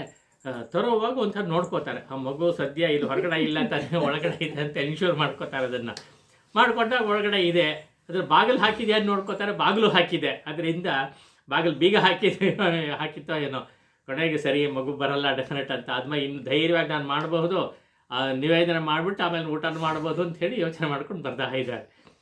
ಬಂದ ಆ್ಯಸ್ ಯೂಶುವಲ್ ಇಟ್ಬಿಟ್ಟು ಪದಾರ್ಥಗಳೆಲ್ಲ ಮುಂದೆ ಇಡ್ತಾರೆ, ದೇವರ ಮುಂದೆ ಇಟ್ಬಿಟ್ಟು ಇವರು ಒಂಥರ ಶ್ಲೋಕಗಳೆಲ್ಲ ಹೇಳ್ತಾ ಇದ್ದಾರೆ. ಹೇಳ್ತಾ ಇರೋವಾಗ ಎಲ್ಲಿಂದ ಸಡನ್ನಾಗಿ ನಿಮಾಯಿ ಬಂದ್ಬಿಟ್ಟ ಹುಡುಗ. ಮತ್ತೆ ಬಂದ್ಬಿಟ್ಟು ಇದ್ರ ತಿನ್ನೋಕ್ಕೆ ಶುರು ಮಾಡಿಬಿಟ್ಟಿದ್ದಾನೆ ಅವನು. ಇವರು ಕಣ್ಣು ಮುಚ್ಕೊಂಡು ಶ್ಲೋಕ ಹೇಳಿದ್ದೆ. ಆಮೇಲೆ ನೋಡಿದ್ರೆ ಅವ್ರಿಗೆ ಎಷ್ಟು ಕೋಪ ಬಂದ್ಬಿಡ್ತು ಅಂತ ಹೇಳಿದ್ರೆ, ಏನಪ್ಪ 3ನೇ ಸಲ ಹೀಗೆ ಮಾಡ್ತಾನಲ್ಲ, ಎಂಥದ್ದು, ಯಾಕೆ ಹೀಗೆ ಮಾಡ್ತಾ ಇದ್ದಾನೆ ಅಂತ ತುಂಬ ಕೋಪ ಬಂದು ಅವ್ರಿಗೆ ಇನ್ನೇನು ಒಂಥರ ಉರಿತಾ ಇದ್ದಾರೆ. ಅದಕ್ಕೆ ಯಾಕೆ ಹೀಗೆ ಮಾಡ್ತೀಯ ಅಂತ ಕೇಳಿದ್ರಂತೆ ಅವರು. ಅದಕ್ಕೆ ಮಗು ಏನಿಲ್ಲ, ಮೊದಲೆಲ್ಲ ಏನು ಉತ್ತರ ಕೊಡ್ತಿರಲಿಲ್ಲ, ಇವಾಗ ಪ್ರಶ್ನೆ ಅವ್ರಿಗೆ ಕೇಳಿದ್ರಿಂದ ಹೇಳ್ತಾ ಇದ್ದಾರೆ. ಇಲ್ಲ, ನೀವು ಕೊಡ್ತಾ ಇದ್ದೀನಿ, ನನಗೇನು ಕೊಡ್ತಾ ಇದ್ದೀನಿ, ನಾನು ತೊಗೋತಾ ಇದ್ದೆ ಅಷ್ಟೇ ಅಂತ ಹೇಳಿದಂತೆ. ಏನು ಮಾತಾಡ್ತೀಯೇನು, ನಾನೆಲ್ಲಿ ನಿನಗೆ ಕೊಡ್ತಾ ಇದ್ದೆ, ನಾನು ವಿಷ್ಣು ಕೊಡ್ತಾ ಇರೋದು, ಅವನಿಗೋಸ್ಕರ ಮಾಡಿದ್ದು, ಅವನಿಗೆ ಅರ್ಪಣೆ ಮಾಡ್ತಾ ಇದ್ದೀನಿ, ಮಾಡಬೇಕು ಅಂತ ನೀನು ತೊಗೊಂಡ್ಬಿಟ್ಟೆ, ನಿನಗೆಲ್ಲಿ ಕೊಟ್ಟಿದ್ದು. ಇಲ್ಲ, ನೀವು ಕೊಡ್ತಾ ಇದ್ದೀರಿ, ನನಗೆ ಕೊಡ್ತಾ ಇದ್ರಿ, ನಾನು ತೊಗೋತಾ ಇದ್ದೆ ಅಷ್ಟೇ, ನೀವು ಬೇಡ ಅಂದರೆ ಹೇಳಿ, ನಾನು ತೊಗೊಳಲ್ಲ, ನನಗೆ ಕೊಡಬೇಡಿ ನೀವು ಅಂತ ಹೇಳೋದಂತೆ. ಅದಕ್ಕೆ ಇವರಿಗೆ ಏನು ಮಾತಾಡ್ತಾ ಇದೆಯಾ ಅರ್ಥವೇ ಆಗ್ತಾ ಇಲ್ಲ ಅಂತ ಹೇಳಿದ್ರಂತೆ. ಅದಕ್ಕೆ ಇಲ್ಲ, ನಾನು ಕೃಷ್ಣನಾಗಿದ್ದಾಗ ನಂದಗೋಕುಲದಲ್ಲಿದ್ದೆ, ನಂದಗೋಕುಲದಲ್ಲಿ ನಂದನ ಜೊತೆ ಇದ್ದಾಗ ನಮ್ಮ ತಂದೆ ನಂದ ಇದ್ದಾಗ ನೀವು ಬ್ರಾಹ್ಮಣರಾಗಿ ಬಂದ್ರಿ, ಇದೇ ತರಹವೇ ಆಯಿತು, ಅಲ್ಲೂ ಕೂಡ ಹೀಗೆ ಪೂಜೆ ಮಾಡಿದ್ರಿ, ನಾನು ಅದನ್ನು ತಗೊಂಡೆ, ನೀವು ಬೈದ್ರಿ, ಎಲ್ಲ ಆಯಿತು. ಅದು ಜ್ಞಾಪಕ ಬಂತು, ನೀವು ಭಕ್ತಿಯಿಂದ ಸಮರ್ಪಣೆ ಮಾಡ್ತಿರ್ತೀರಿ ನನಗೆ, ಆ ಭಕ್ತಿಗೆ ನಾನು ಪ್ರಸನ್ನನಾದೆ, ಅದನ್ನ ನೀವು ಕೊಟ್ಟಿದ್ದು ನಾನು ತೊಗೊಂಡೆ ಅಷ್ಟೇ, ಬೇಡ ಅಂತ ಹೇಳಿದ್ರೆ ಬಿಡಿ, ನಾನೇನು ತೊಗೊಳಲ್ಲ, ನನಗೆ ಸಮರ್ಪಣೆ ಮಾಡಬೇಡಿ ಅಂತ ಹೇಳಿದ್ರೆ. ಆವಾಗ ಅಯ್ಯೋ ಏನಪ್ಪ ಇದು, ಸಾಕ್ಷಾತ್ ಕೃಷ್ಣನೇ ಬಂದು ನಾನು ಕೊಟ್ಟಿದ್ದನ್ನು ತೊಗೊಂಡ, ಅವನು ಸಾಕ್ಷಾತ್ ಅವನೇ ಬಂದು ತೊಗೊಂಡ, ಎಂಥ ಒಂದು ಭಾಗ್ಯಶಾಲಿ ನಾನು, ಎಂಥ ಪುಣ್ಯವಂತ ಅಂಥೇಳಿ ತುಂಬ ಅವರು ಭಗವಂತನಲ್ಲಿ ಮಾಡಿಕೊಂಡ್ರಂತೆ. ಎಂಥ ಒಂದು ಭಾಗ್ಯಶಾಲಿ, ನನಗೆ ಇಂಥ ಒಂದು ಸುಖ ಸಿಕ್ತಲ್ಲ ಅಂಥೇಳಿ, ಅವಕಾಶ ಸಿಕ್ತು ಅಂಥೇಳಿ ನನ್ನ ಭಾಗ್ಯ ಅಂತೆಲ್ಲ ಹೇಳಿ ಇದು ಮಾಡಿದ್ರಂತೆ. ಆಮೇಲೆ ಮಗು ನೀನು ಸರಿಪ್ಪ, ನೀನು ಮಾಡಿದ್ದು ಸರಿಯಾಗಿದೆ ಅಂಥೇಳಿ ಏನು ಹೇಳಲ್ಲ ಅಂಥೇಳಿ ಅದನ್ನು ಪ್ರಸಾದವಾಗಿ ಅದನ್ನು ಸ್ವೀಕರಿಸಿದ್ರು ಎಂಬುದಾಗಿ ಕೇಳ್ತೀವಿ. ಅಂದರೆ ಆವಾಗ ತಾನೇ ಭಗವಂತನ ಅವತಾರ ಅನ್ನೋದನ್ನು ಅವರು ತಿಳಿಸ್ಕೊಂಡ್ರು ಅನ್ನೋದನ್ನು ಅದು ಒಂದು ಸೂಚನೆಯಾಗಿ ಇಲ್ಲಿ ನೋಡ್ತೀವಿ ನಾವು. ಇದೆಲ್ಲ ಅವರ ಅನುಯಾಯಿಗಳಾಗಿರೋ ಈಗ ಇರೋರು ಅನೇಕ ಜನ ಅವರು ಹೇಳ್ತಾರೆ, ಅವರು ಪೂರ್ತಿ ನಂಬ್ತಾರೆ, ಕೃಷ್ಣನ ಒಂದು ಅವತಾರವೇ ಇವರು ಅನ್ನೋ ಭಾವನೆಯೇ ಪೂರ್ತಿ ಇದೆ ಅವ್ರಿಗೆಲ್ಲ. ಅದಕ್ಕೆ ಪೋಷಕವಾಗಿ ಈ ಕಥೆಗಳು ಇವೆಲ್ಲ ಇದೆ, ಅದನ್ನು ವಿಶೇಷವಾಗಿ ಹೇಳ್ತಾರೆ ಅವರು.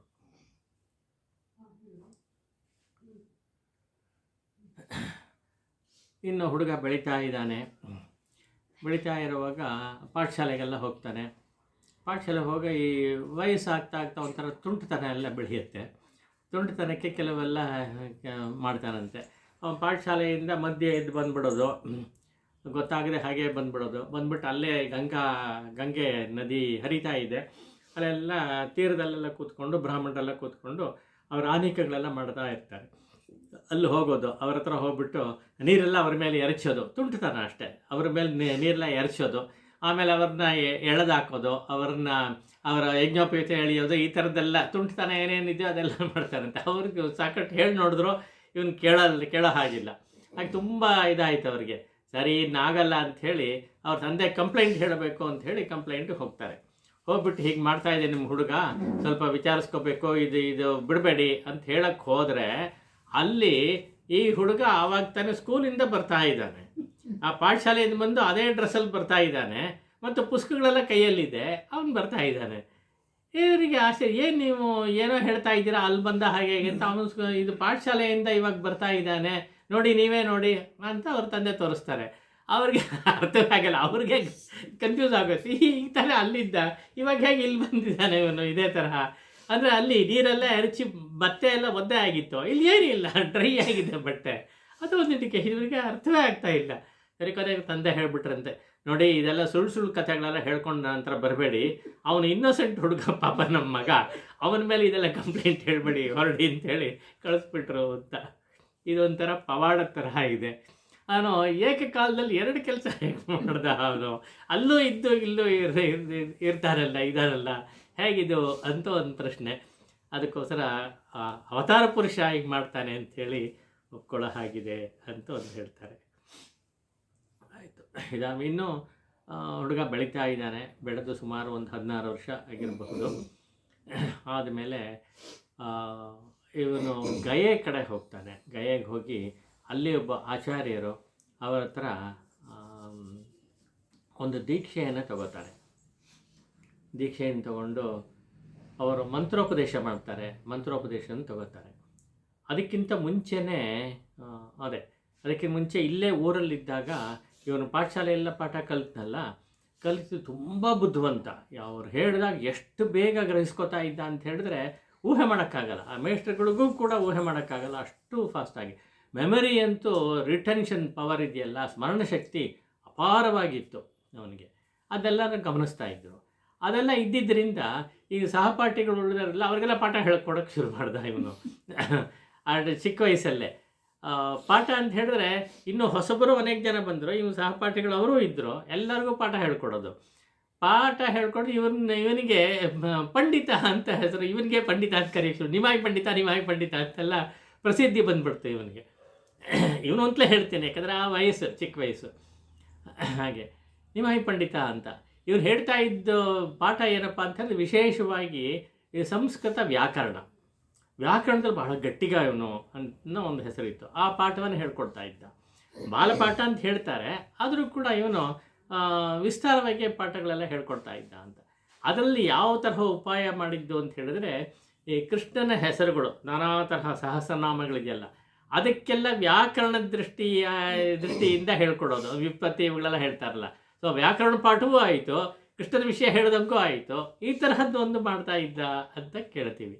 ಆ ತರಹ ಒಂದು ಅವನ ಪಾಠಕ್ರಮ ಇತ್ತು. ನಿಮಾಯಿ ಪಂಡಿತ ಆಗ್ಬಿಟ್ಟ. ಸರಿ, ಹೀಗಾಗಿ ಇವನು ಆಮೇಲೆ ಗಯೆಗೆ ಹೋಗಿದ್ದ ವಿಷಯ ಎಲ್ಲ ಹೇಳಿದ್ವಲ್ಲ, ಗಯೆಗೆ ಹೋಗಿ ಎಲ್ಲ ಇದು ಮಾಡ್ದ, ಒಂದು ಇದೆಲ್ಲ ತಿಳ್ಕೊಂಡು ಬಂದಮೇಲೆ ಈ ಮಧ್ಯದಲ್ಲಿ ಒಂದು ಘಟನೆ ಆಯಿತು, ಸ್ವಾರಸ್ಯಕರವಾದ ಒಂದು ಘಟನೆ. ಈ ಕಾಶ್ಮೀರದಲ್ಲಿ ಒಬ್ಬರು ಪಂಡಿತರು, ಅಫ್ಕೋರ್ಸ್ ಅನೇಕ ಜನ ಪಂಡಿತರುಗಳಿದ್ದಾರೆ. ಆ ಕಾಲದಲ್ಲಿ ತುಂಬ ವಿಶೇಷ ಅಂತ ಹೇಳಿದ್ರೆ ಕೇಶವ ಕಾಶ್ಮೀರಿ ಅಂತ ಒಬ್ಬರು ಕಾಶ್ಮೀರದ ಪಂಡಿತರೊಬ್ಬರು. ಅವ್ರು ಎಂಥ ಪಂಡಿತರು ಅಂತ ಹೇಳಿದ್ರೆ ಮಹಾ ಪಂಡಿತರು ಅಂತ, ಬರೀ ಪಂಡಿತರಲ್ಲ, ಮಹಾ ಪಂಡಿತರು, ಉದ್ಧಾಮ ಪಂಡಿತರು ಅಂತ ಹೇಳ್ತಾರಲ್ಲ ಹಾಗೆ. ಅವ್ರದ್ದೇನು ಕೆಲಸ ಅಂತ ಹೇಳಿದ್ರೆ ಸುತ್ತಮುತ್ತಲ ಇರೋ ಎಲ್ಲ ಕಡೆಗೂ ಹೋಗೋದು, ಉಳಿದ ಸಂಸ್ಕೃತ ಪಂಡಿತರ ಮುಂದೆ ಸ್ಪರ್ಧೆ ಕರೆಯೋದು, ಅವ್ರನ್ನೆಲ್ಲ ಕರೆದು ಅವ್ರನ್ನ ಸೋಲಿಸೋದು. ಇವರು ಹೋದರು ಅಂತ ಹೇಳಿದ್ರೆ ಉಳಿದವ್ರೆಲ್ಲ ಸೋತರು ಅಂತಲೇ ಲೆಕ್ಕ. ಆ ತರಹ ಒಂದು ಶಾಸ್ತ್ರ ಪಾಂಡಿತ್ಯ ಅಂತ, ಅಪಾರವಾದ ಶಾಸ್ತ್ರ ಪಾಂಡಿತ್ಯ, ಎಲ್ಲ ಖಾರದು ಕೊಡ್ದು ಬಿಟ್ಟಿದ್ರು ಅಂತ ಹೇಳ್ತಾರಲ್ಲ ಹಾಗೆ. ಅಷ್ಟೇ, ಅದು ಜೊತೆಯಲ್ಲಿ ಇವರಿಗೆ ಸಂಸ್ಕೃತ ಸಾಹಿತ್ಯದಲ್ಲೂ ಕೂಡ ತುಂಬ ಪ್ರೌಢಿಮೆ ಇತ್ತು. ಅದರಿಂದ ಶ್ಲೋಕಗಳು ರಚನೆ ಮಾಡೋದು ಒಂಥರ ಆಶುಕವಿಗಳು ಆಗಿದ್ದರು. ಈ ಥರದ್ದು ಅನೇಕ ಗುಣಗಳು ಇತ್ತು. ಹಾಗಾಗಿ ಇವರೆಲ್ಲಾದರೂ ಬರ್ತಾರೆ ಅಂತ ಹೇಳಿದ್ರೆ ಉಳಿದ ಪಂಡಿತರು ಸ್ವಲ್ಪ ನಡ್ಕ ಹತ್ಕೊಳತ್ತೆ ಅವರಿಗೆ, ಇವ್ರನ್ನ ಫೇಸ್ ಮಾಡಬೇಕಲ್ಲಪ್ಪ. ಅದೇ ಇವ್ರು ಬಂದರೆ ಸ್ಪರ್ಧೆ ಕರೀತಾರೆ. ಆವಾಗ ಏನು ರೂಲ್ ಇತ್ತು ಅಂತ ಹೇಳಿದ್ರೆ, ಸ್ಪರ್ಧೆ ಕರೆದ್ರೆ ಯಾರು ಸೋಲ್ತಾರೋ ಅವರು ಗೆದ್ದವರು ಶಿಷ್ಯರಾಗ್ಬಿಡ್ಬೇಕು ಅಂತ.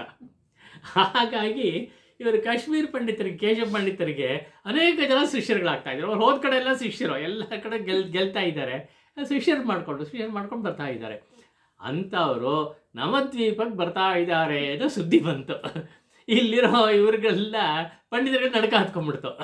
ಅಯ್ಯೋ ಕೇಶವ ಪಂಡಿತರು ಬಿಡ್ತಾ ಇದ್ದಾರೆ, ನಮ್ಮ ಕಥೆ ಏನಪ್ಪ ಆಗೋದು, ಇದು ಯಾರು ಇವ್ರನ್ನ ಫೇಸ್ ಮಾಡೋದು ಅಂತ ಗೊತ್ತಾಗದೆ ಒದಾಡ್ತಿದ್ರು. ಅದಕ್ಕೆ ಒಂದು ಉಪಾಯ ಮಾಡಿದ್ರು, ಒಂದು ಕೆಲಸ ಒಂದು ಮೀಟಿಂಗ್ ಮಾಡೋಣ, ಅವ್ರು ಬರ್ತಾ ಇದ್ದಾರೆ, ಬಂದರೆ ಕರೆದೇ ಕರೀತಾರೆ, ಅವರಲ್ಲಿ ನಮ್ಮಲ್ಲಿ ಯಾರು ಅವ್ರನ್ನ ಫೇಸ್ ಮಾಡಬೇಕು ಅನ್ನೋದನ್ನು ತೀರ್ಮಾನ ಮಾಡ್ಕೊಂಬೇಡ ಅಂತ ಮಾಡಿದ್ರು. ಆದರೆ ಕೈ ಎತ್ತಿ ಅಂತ ಹೇಳಿದ್ರೆ ಯಾರೂ ಕೈ ಎತ್ತಕ್ಕೆ ತಯಾರಿಲ್ಲ, ಒಬ್ಬರೂ ರೆಡಿ ಇಲ್ಲ. ಯಾಕೆಂದರೆ ಸೋಲ್ತೀವಿ ಡೆಫಿನೆಟ್ ಗೊತ್ತಿತ್ತು, ಸೋತರೆ ಅವ್ರ ಶಿಷ್ಯರಾಗ್ಬಿಡ್ಬೇಕು, ಅವ್ರ ಜೊತೆಲಿ ಹೋಗ್ಬೇಕು, ಅದಕ್ಕೆ ತಯಾರಿಲ್ಲ. ಹಿಂಗಾಯಿತು. ಸರಿ, ಎಲ್ಲ ಮೀಟಿಂಗ್ ಮಾಡ್ತಾರೆ. ಅದ್ರಲ್ಲಿ ಒಬ್ಬರು ಏನು ಮಾಡಿದ್ರು ಪಂಡಿತರು, ಬುದ್ಧಿವಂತಿಕೆ ಯೂಸ್ ಮಾಡಿದ್ರು. ಒಂದು ಕೆಲಸ ಮಾಡೋಣ, ನಮ್ಮ ನಿಮಾಯಿ ಪಂಡಿತ ಇದ್ದಾರಲ್ಲ ಅವನು ಬಿಡೋಣ ಅಂತ. ಅವನು ಹುಡುಗ ಇನ್ನು ಅಂತ ಹೇಳಿದ್ರೆ, ಹುಡುಗ ಆದರೆ ಏನಂತೆ, ಒಳ್ಳೇದಾಯಿತು. ಅವನು ಒಂದು ವೇಳೆ ಗೆದ್ದು ಬಿಟ್ಟರೆ ಅವನ ಕೀರ್ತಿ ಬೆಳೆಯುತ್ತೆ, ಅಷ್ಟೇ, ಬೆಳೀಲಿ, ನಮಗೇನು. ಒಂದು ವೇಳೆ ಅವನು ಸೋತರೆ ಹುಡುಗ ಸೋತಿದ್ದಾನೆ ಅಷ್ಟೇ ಅಂಥೇಳಿ ಬಿಟ್ಬಿಡ್ತಾರೆ ಅಷ್ಟೇ, ಅದರಿಂದ ಏನು ಯೋಚನೆ ಇಲ್ಲ ಅಂಥೇಳಿ ಉಪಾಯ ಮಾಡಿ ಎಲ್ರಿಗೂ ಅದು ಇಷ್ಟ ಆಗೋದು. ಸರಿ ಸರಿ ಹಾಗೆ ಮಾಡೋಣ ಅಂಥೇಳಿ ಒಪ್ಕೊಂಡ್ಬಿಟ್ಟಿದ್ದಾರೆ. ಸರಿ,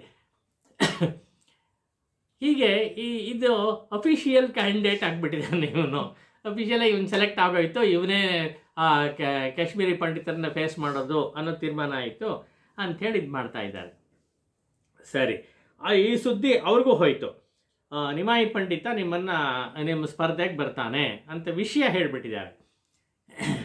ಸರಿ, ಏನು ಮಾಡಿದ್ರು, ಇನ್ನೂ ಸ್ಪರ್ಧೆ ಸ್ಟಾರ್ಟ್ ಆಗಿಲ್ಲ. ಇವನು ಎಲ್ಲ ಜೊತೆಲಿ ಕೂತಿದ್ದಾನೆ, ಶಿಷ್ಯರ ಜೊತೆಲಿ ಇವನು ಕೂತಿದ್ದಾನೆ ಹುಡುಗ. ಅವರು ಗಂಗೆ ತೀರದಲ್ಲಿ ನಡ್ಕೊಂಡು ಹೋಗ್ತಾ ಇದ್ದಾರೆ, ಸಾಯಂಕಾಲದ ಹೊತ್ತು ನಡ್ಕೊಂಡು ಹೋಗ್ತಾ ಇದ್ದಾರೆ. ಹೋದಾಗ ಇಲ್ಲೇನು ಪಾಠ ನಡೀತಾ ಇದೆ ಅಂಥೇಳಿ ಬರ್ತಾರೆ. ಬಂದಾಗ ಇವನು ಗೊತ್ತಾಗಿತ್ತು ಆ ದೊಡ್ಡ ಪಂಡಿತರು ಅಂತ, ಹೊಸ ಪಂಡಿತರು ದೊಡ್ಡವರು ಅಂತ.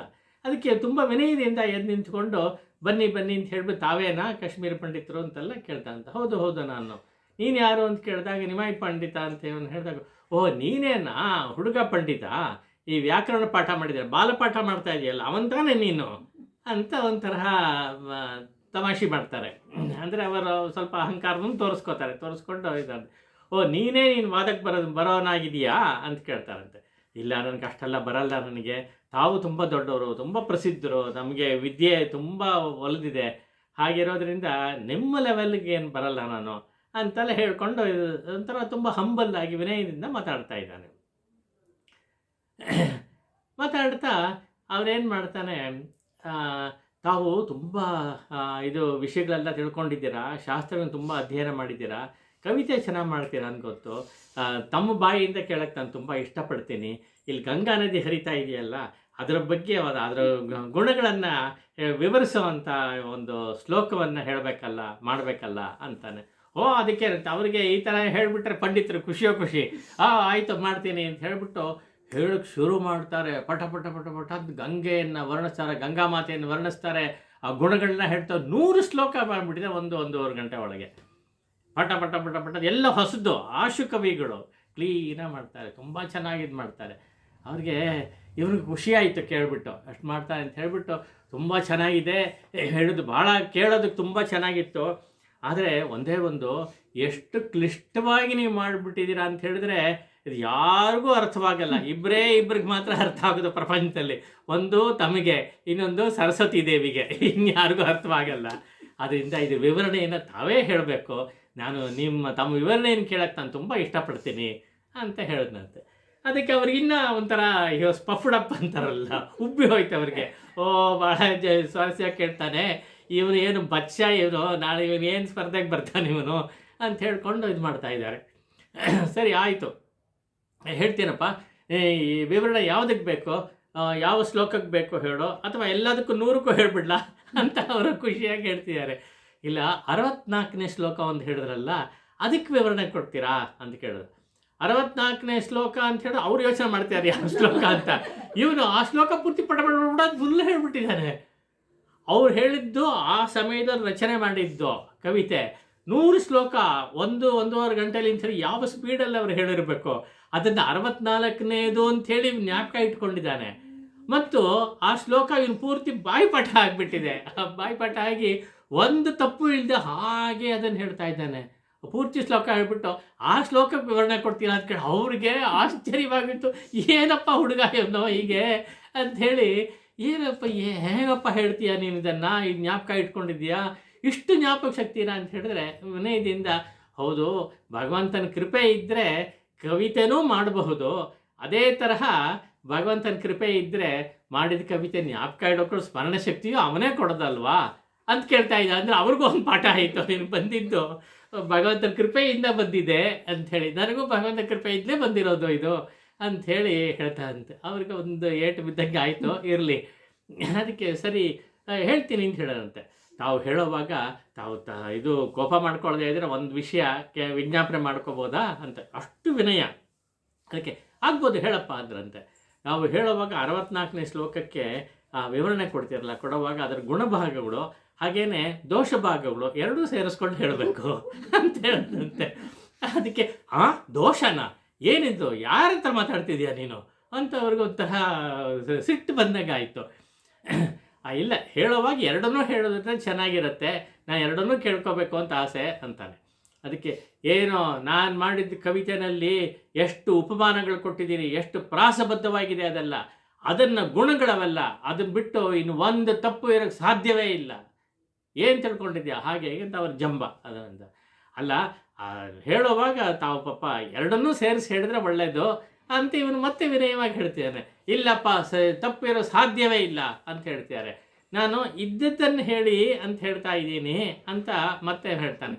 ಇಷ್ಟೆಲ್ಲ ಹೇಳ್ತಾ ಇದೆಯಾ, ನೀನೇನು ತುಂಬ ಪಂಡಿತನೋ ಮಹಾಪಂಡಿತನೋ ಇನ್ನೇನು ಬಚ್ಚ ಪಾಠ ಹೇಳ್ಕೊಡ್ತಾ ಇದ್ದೀವಿ, ವ್ಯಾಕರಣ ಹೇಳ್ಕೊಡ್ತಾ ಇದೆಯಾ ಅಷ್ಟೇ ಅಂಥೇಳಿ, ಹಾಗಾದ್ರೆ ಒಂದು ಕೆಲಸ ಮಾಡು, ನೀನೇ ಹೇಳು ದೋಷಗಳೇನಿದೆ ಅಂತ ಹೇಳು ನೋಡೋಣ ಅಂತ ಇವನಿಗೆ ಚಾಲೆಂಜ್ ಹಾಕ್ತಾರೆ.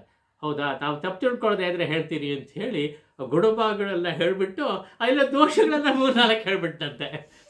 ವ್ಯಾಕರಣ ದೋಷಗಳೆಲ್ಲ ಇತ್ತು ಅದರಲ್ಲಿ ಹೇಳ್ಬಿಟ್ಟ. ಅವ್ರಿಗೆ ತಲೆ ಮೇಲೆ ಹೊಡೆದಂಗೆ ಆಯಿತು. ಅಯ್ಯೋ ಎಂಥದಪ್ಪ ಇವನು ಹುಡುಗ, ಇವನು ಯಾವ ಪಂಡಿತರು ಇಲ್ಲಿವರೆಗೂ ನನಗೆ ಹೀಗೆ ಮಾಡಿಲ್ಲ, ಇಂಥ ಒಂದು ತಪ್ಪು ಕಂಡಿರ್ಬಿಟ್ಟ, ಅದು ಹುಡುಗ ಬಚ್ಚ, ಇವನು ಹೋಗಿ ನನ್ನ ಕವಿತೆಯಲ್ಲಿರೋ ತಪ್ಪುಗಳನ್ನು ಹೇಳ್ಕೊಂಡು ಅವನು ಹೇಳಿದ ಸರಿ ಅಂತ ಅನ್ನಿಸ್ತು ಇವ್ರಿಗೂ. ಆ ತಪ್ಪುಗಳಿದೆ ಅದರಲ್ಲಿ, ನಾನು ಗಮನಿಸಿಲ್ಲ ಅನ್ನೋದು, ವ್ಯಾಕರಣ ತಪ್ಪುಗಳಿದೆ ಅದರಲ್ಲಿ, ಸಣ್ಣದು ಅದು ಗೊತ್ತಾಗಲ್ಲ ಅಂಥದ್ದು, ಅದನ್ನು ಇವನು ಹಿಡಿದ್ಬಿಟ್ನಲ್ಲ, ನಾನು ಹೇಳೋ ಸ್ಪೀಡಲ್ಲಿ ಗಮನಿಸಿ ಅದನ್ನು ತಪ್ಪುಗಳು ಹೇಳ್ತಾನೆ ಅಂಥೇಳಿ ಅವ್ರಿಗೆ ಆಶ್ಚರ್ಯ. ಅವ್ರಿಗೆ ಇದು ಮಾಡೋಕ್ಕಾಗಿಲ್ಲ. ಇಲ್ಲಪ್ಪ ನಾನು ಸೋತೆಪ್ಪ ನಿನ್ನ ಮುಂದೆ ಅಂತ ಒಪ್ಕೊಂಡ್ಬಿಟ್ರು ಅವರು.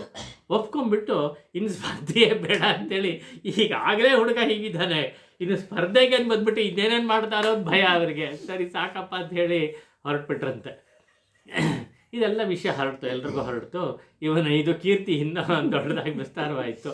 ಆದರೆ ಅವ್ರಿಗೆ ಮಾತ್ರ ತಲೆಯಲ್ಲೇ ಇದೆ, ಏನಿದು, ಹೆಂಗೆ ಇವನು ಇದು ಮಾಡ್ದ, ಆ ಶ್ಲೋಕ ಹೆಂಗೆ ಅಷ್ಟು ಜ್ಞಾಪಕ ಇಟ್ಕೋತಾನೆ, 100 ಶ್ಲೋಕದಲ್ಲಿ 1 ಶ್ಲೋಕ ಹೀಗೆ ಜ್ಞಾಪಕ ಇಟ್ಕೋತಾನೆ, ಉಳಿದದ್ದು ಅವನು ಕೇಳ್ಬೋದಾಗಿತ್ತು, ಅದನ್ನು ಜ್ಞಾಪಕ ಇಟ್ಕೊಂಡೆ ಹೇಳ್ತಾ ಇದ್ನೋ ಏನೋ, ಈಗ ಹೇಳ್ತಾ ಇಲ್ಲ. ಮತ್ತು ನಂದಲ್ಲಿ ತಪ್ಪು ಕಂಡು ಹಿಡಿದ್ಬಿಟ್ನಲ್ಲ, ಅವನು ಹೇಳಿದ್ದೆಲ್ಲ ಸರಿಯಾಗೋ ಇದೆಯಲ್ಲ, ಇಂಥ ತಪ್ಪಾಗೋಯ್ತಲ್ಲ, ಅದೇ ತಲೆಯಲ್ಲಿ ಓಡ್ತಾ ಇದೆ. ಹಾಗೆ ರಾತ್ರಿ ನಿದ್ದೆ ಮಾಡಿದ್ದಾರೆ. ನಿದ್ದೆ ಮಾಡಿದಾಗ ಸರಸ್ವತಿ ದೇವಿ ದರ್ಶನ ಆಗಿದೆ ಅವ್ರಿಗೆ. ದರ್ಶನ ಆಗಿಬಿಟ್ಟು, ನೀನು ಏನು ತಿಳ್ಕೊಂಡಿದ್ದೀಯಾ, ನಿನ್ನ ಹತ್ರ ಮಾತಾಡ್ತಾ ಇದ್ದೀನಿ, ಮೈ ಪಂಡಿತ ಇದ್ದಾನಲ್ಲ, ಅವನು ಸಾಮಾನ್ಯ ಅಲ್ಲ, ಅವನು ಪರಮಪುರುಷ, ಅವನ ಅವತಾರವೇ ಅದು, ಅದನ್ನ ಮೊದಲು ಹೋಗಿ ಅವನ ಶಿಷ್ಯ ಆಗು, ನೀನು ಶಿಷ್ಯ ಅಂತ ಹೇಳಿದ್ರೆ ಅವನ ಅನುಯಾಯಿಯಾಗಿ ಹೋಗು ಅಂಥೇಳಿ ಸರಸ್ವತಿ ದೇವಿ ಕಳಿಸಿದಂತೆ. ಮಾರನೇ ದಿವಸ ಬಂದು ಅದನ್ನು ಒಪ್ಕೊಂಡು, ಇಲ್ಲಪ್ಪ ನೀನು ಫಾಲೋ ಮಾಡ್ತೀನಿ ನಾನು ಅಂಥೇಳಿ ಫಾಲೋ ಆದರು ಅಂತ ಕೇಳ್ತೀವಿ. ಅಂದರೆ ಅವರ ಒಂದು ವೈದುಷ್ಯ ಮತ್ತು ಎಲ್ಲಿ ತಪ್ಪುಗಳಿದ್ದರೂ ಕೂಡ ಪತ್ತೆ ಆಗಿಬಿಡುತ್ತೆ, ಗೊತ್ತಾಗ್ಬಿಡುತ್ತೆ ಅಂಥೇಳಿ. ಆಮೇಲೆ ಅವರ ಮೆಮರಿ ಪವರ್ ಎಷ್ಟು ಕೂಡ ಸಣ್ಣ ವಯಸ್ಸಿಂದನೇ ಇತ್ತು ಅನ್ನೋದನ್ನು ನಾವು ತಿಳ್ಕೊತೀವಿ. ಇದಾಯಿತು. ಆಮೇಲೆ ಇವ್ರದ್ದೇ ಸ್ವಂತ ಪಾಠಶಾಲೆನೂ ಶುರು ಮಾಡೋದು ಹೇಳಿದ್ನಲ್ಲ, 16 ವರ್ಷದಲ್ಲೇ ಪಾಠಶಾಲೆ ಅಂತಲ ಫಾರ್ಮಲ್ ಆಗಿ ಪಾಠಶಾಲೆ ಅಂತ ಮಾಡ್ತಾಯಿತ್ತು. ಆಮೇಲೆ ಗಯೆಗೆ ಹೋಗಿದ್ರು ಅಂತ ಹೇಳಿದೆ. ಗಯೆಗೆ ಹೋಗಿ ಅಲ್ಲಿ ಒಬ್ಬ ಗುರುಗಳ ಹತ್ರ ಇದು ಮಂತ್ರ ದೀಕ್ಷೆಯನ್ನು ತೆಗೆದುಕೊಂಡ್ರು. ಮಂತ್ರ ಅಂತ ಹೇಳಿದ್ರೆ ಅವರು ಕೃಷ್ಣನ ಒಂದು ನಾಮದ ಮಂತ್ರವನ್ನು ಹೇಳ್ಕೊಟ್ರಂತೆ. ಅದನ್ನು ಚೆನ್ನಾಗಿ ಇವರು ಅಭ್ಯಾಸ ಮಾಡಿ ಇದು ಮಾಡಿದ್ರು. ಆಮೇಲೆ ಅದನ್ನೇ ಭಜನೆ ರೂಪದಲ್ಲಿ ಇದು ಮಾಡಿಕೊಂಡ್ರು.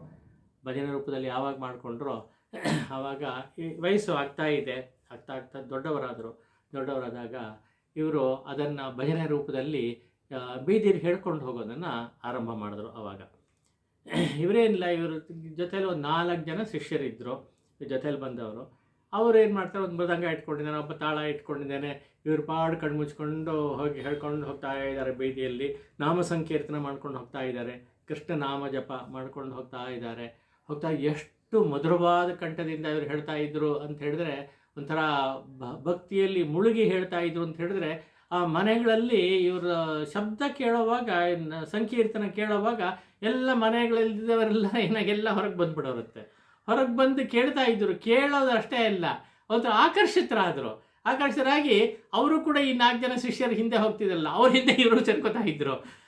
ಸೇರ್ಕೊಂಡು ಅರ್ಧ ಗಂಟೆ 1 ಗಂಟೆ ಹೋಗೋ ಅಷ್ಟೊತ್ತಿಗೆ ಎಷ್ಟು 100 ಜನ ಹಿಂದೆ ಸೇರಿಬಿಟ್ಟಿದ್ದಾರೆ ಇವ್ರ ಹಿಂದೆ.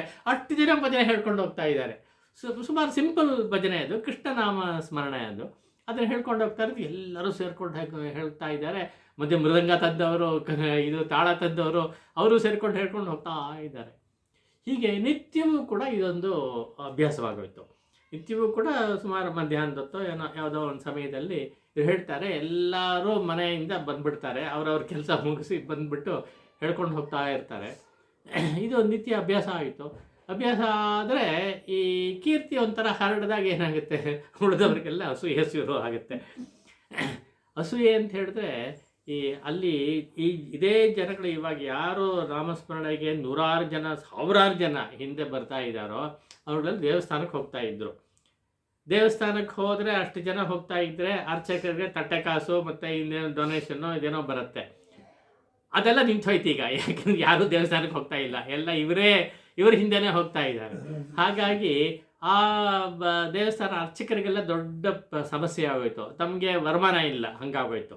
ಇವರು ಕೊಟ್ಟರೆ ಉಂಟು, ಇಲ್ಲದೇ ಇಲ್ಲ ಅನ್ನೋ ಹಾಗೆ.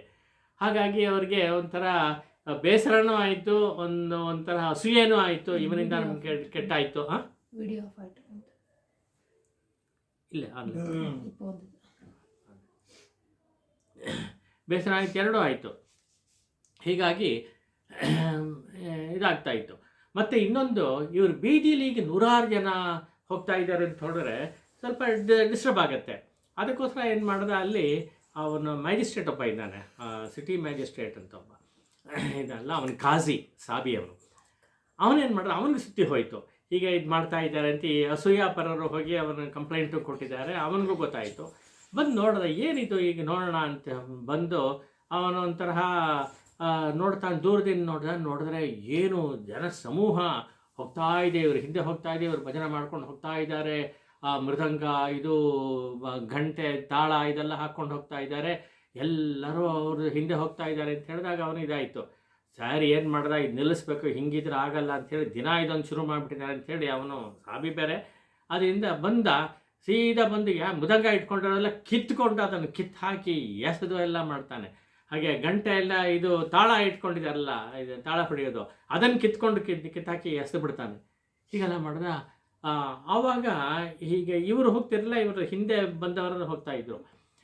ಆವಾಗ ಅವ್ರಿಗೆಲ್ಲ ತುಂಬ ಇದಾಗೋಯ್ತು, ಹೀಗೆ ಮಾಡಿಬಿಟ್ಟಿದ್ದಾರೆ ಅಂಥೇಳಿ ಬಂದು ನಿಮಾಯಿಗೆ ಕಂಪ್ಲೇಂಟ್ ಮಾಡಿದ್ರು.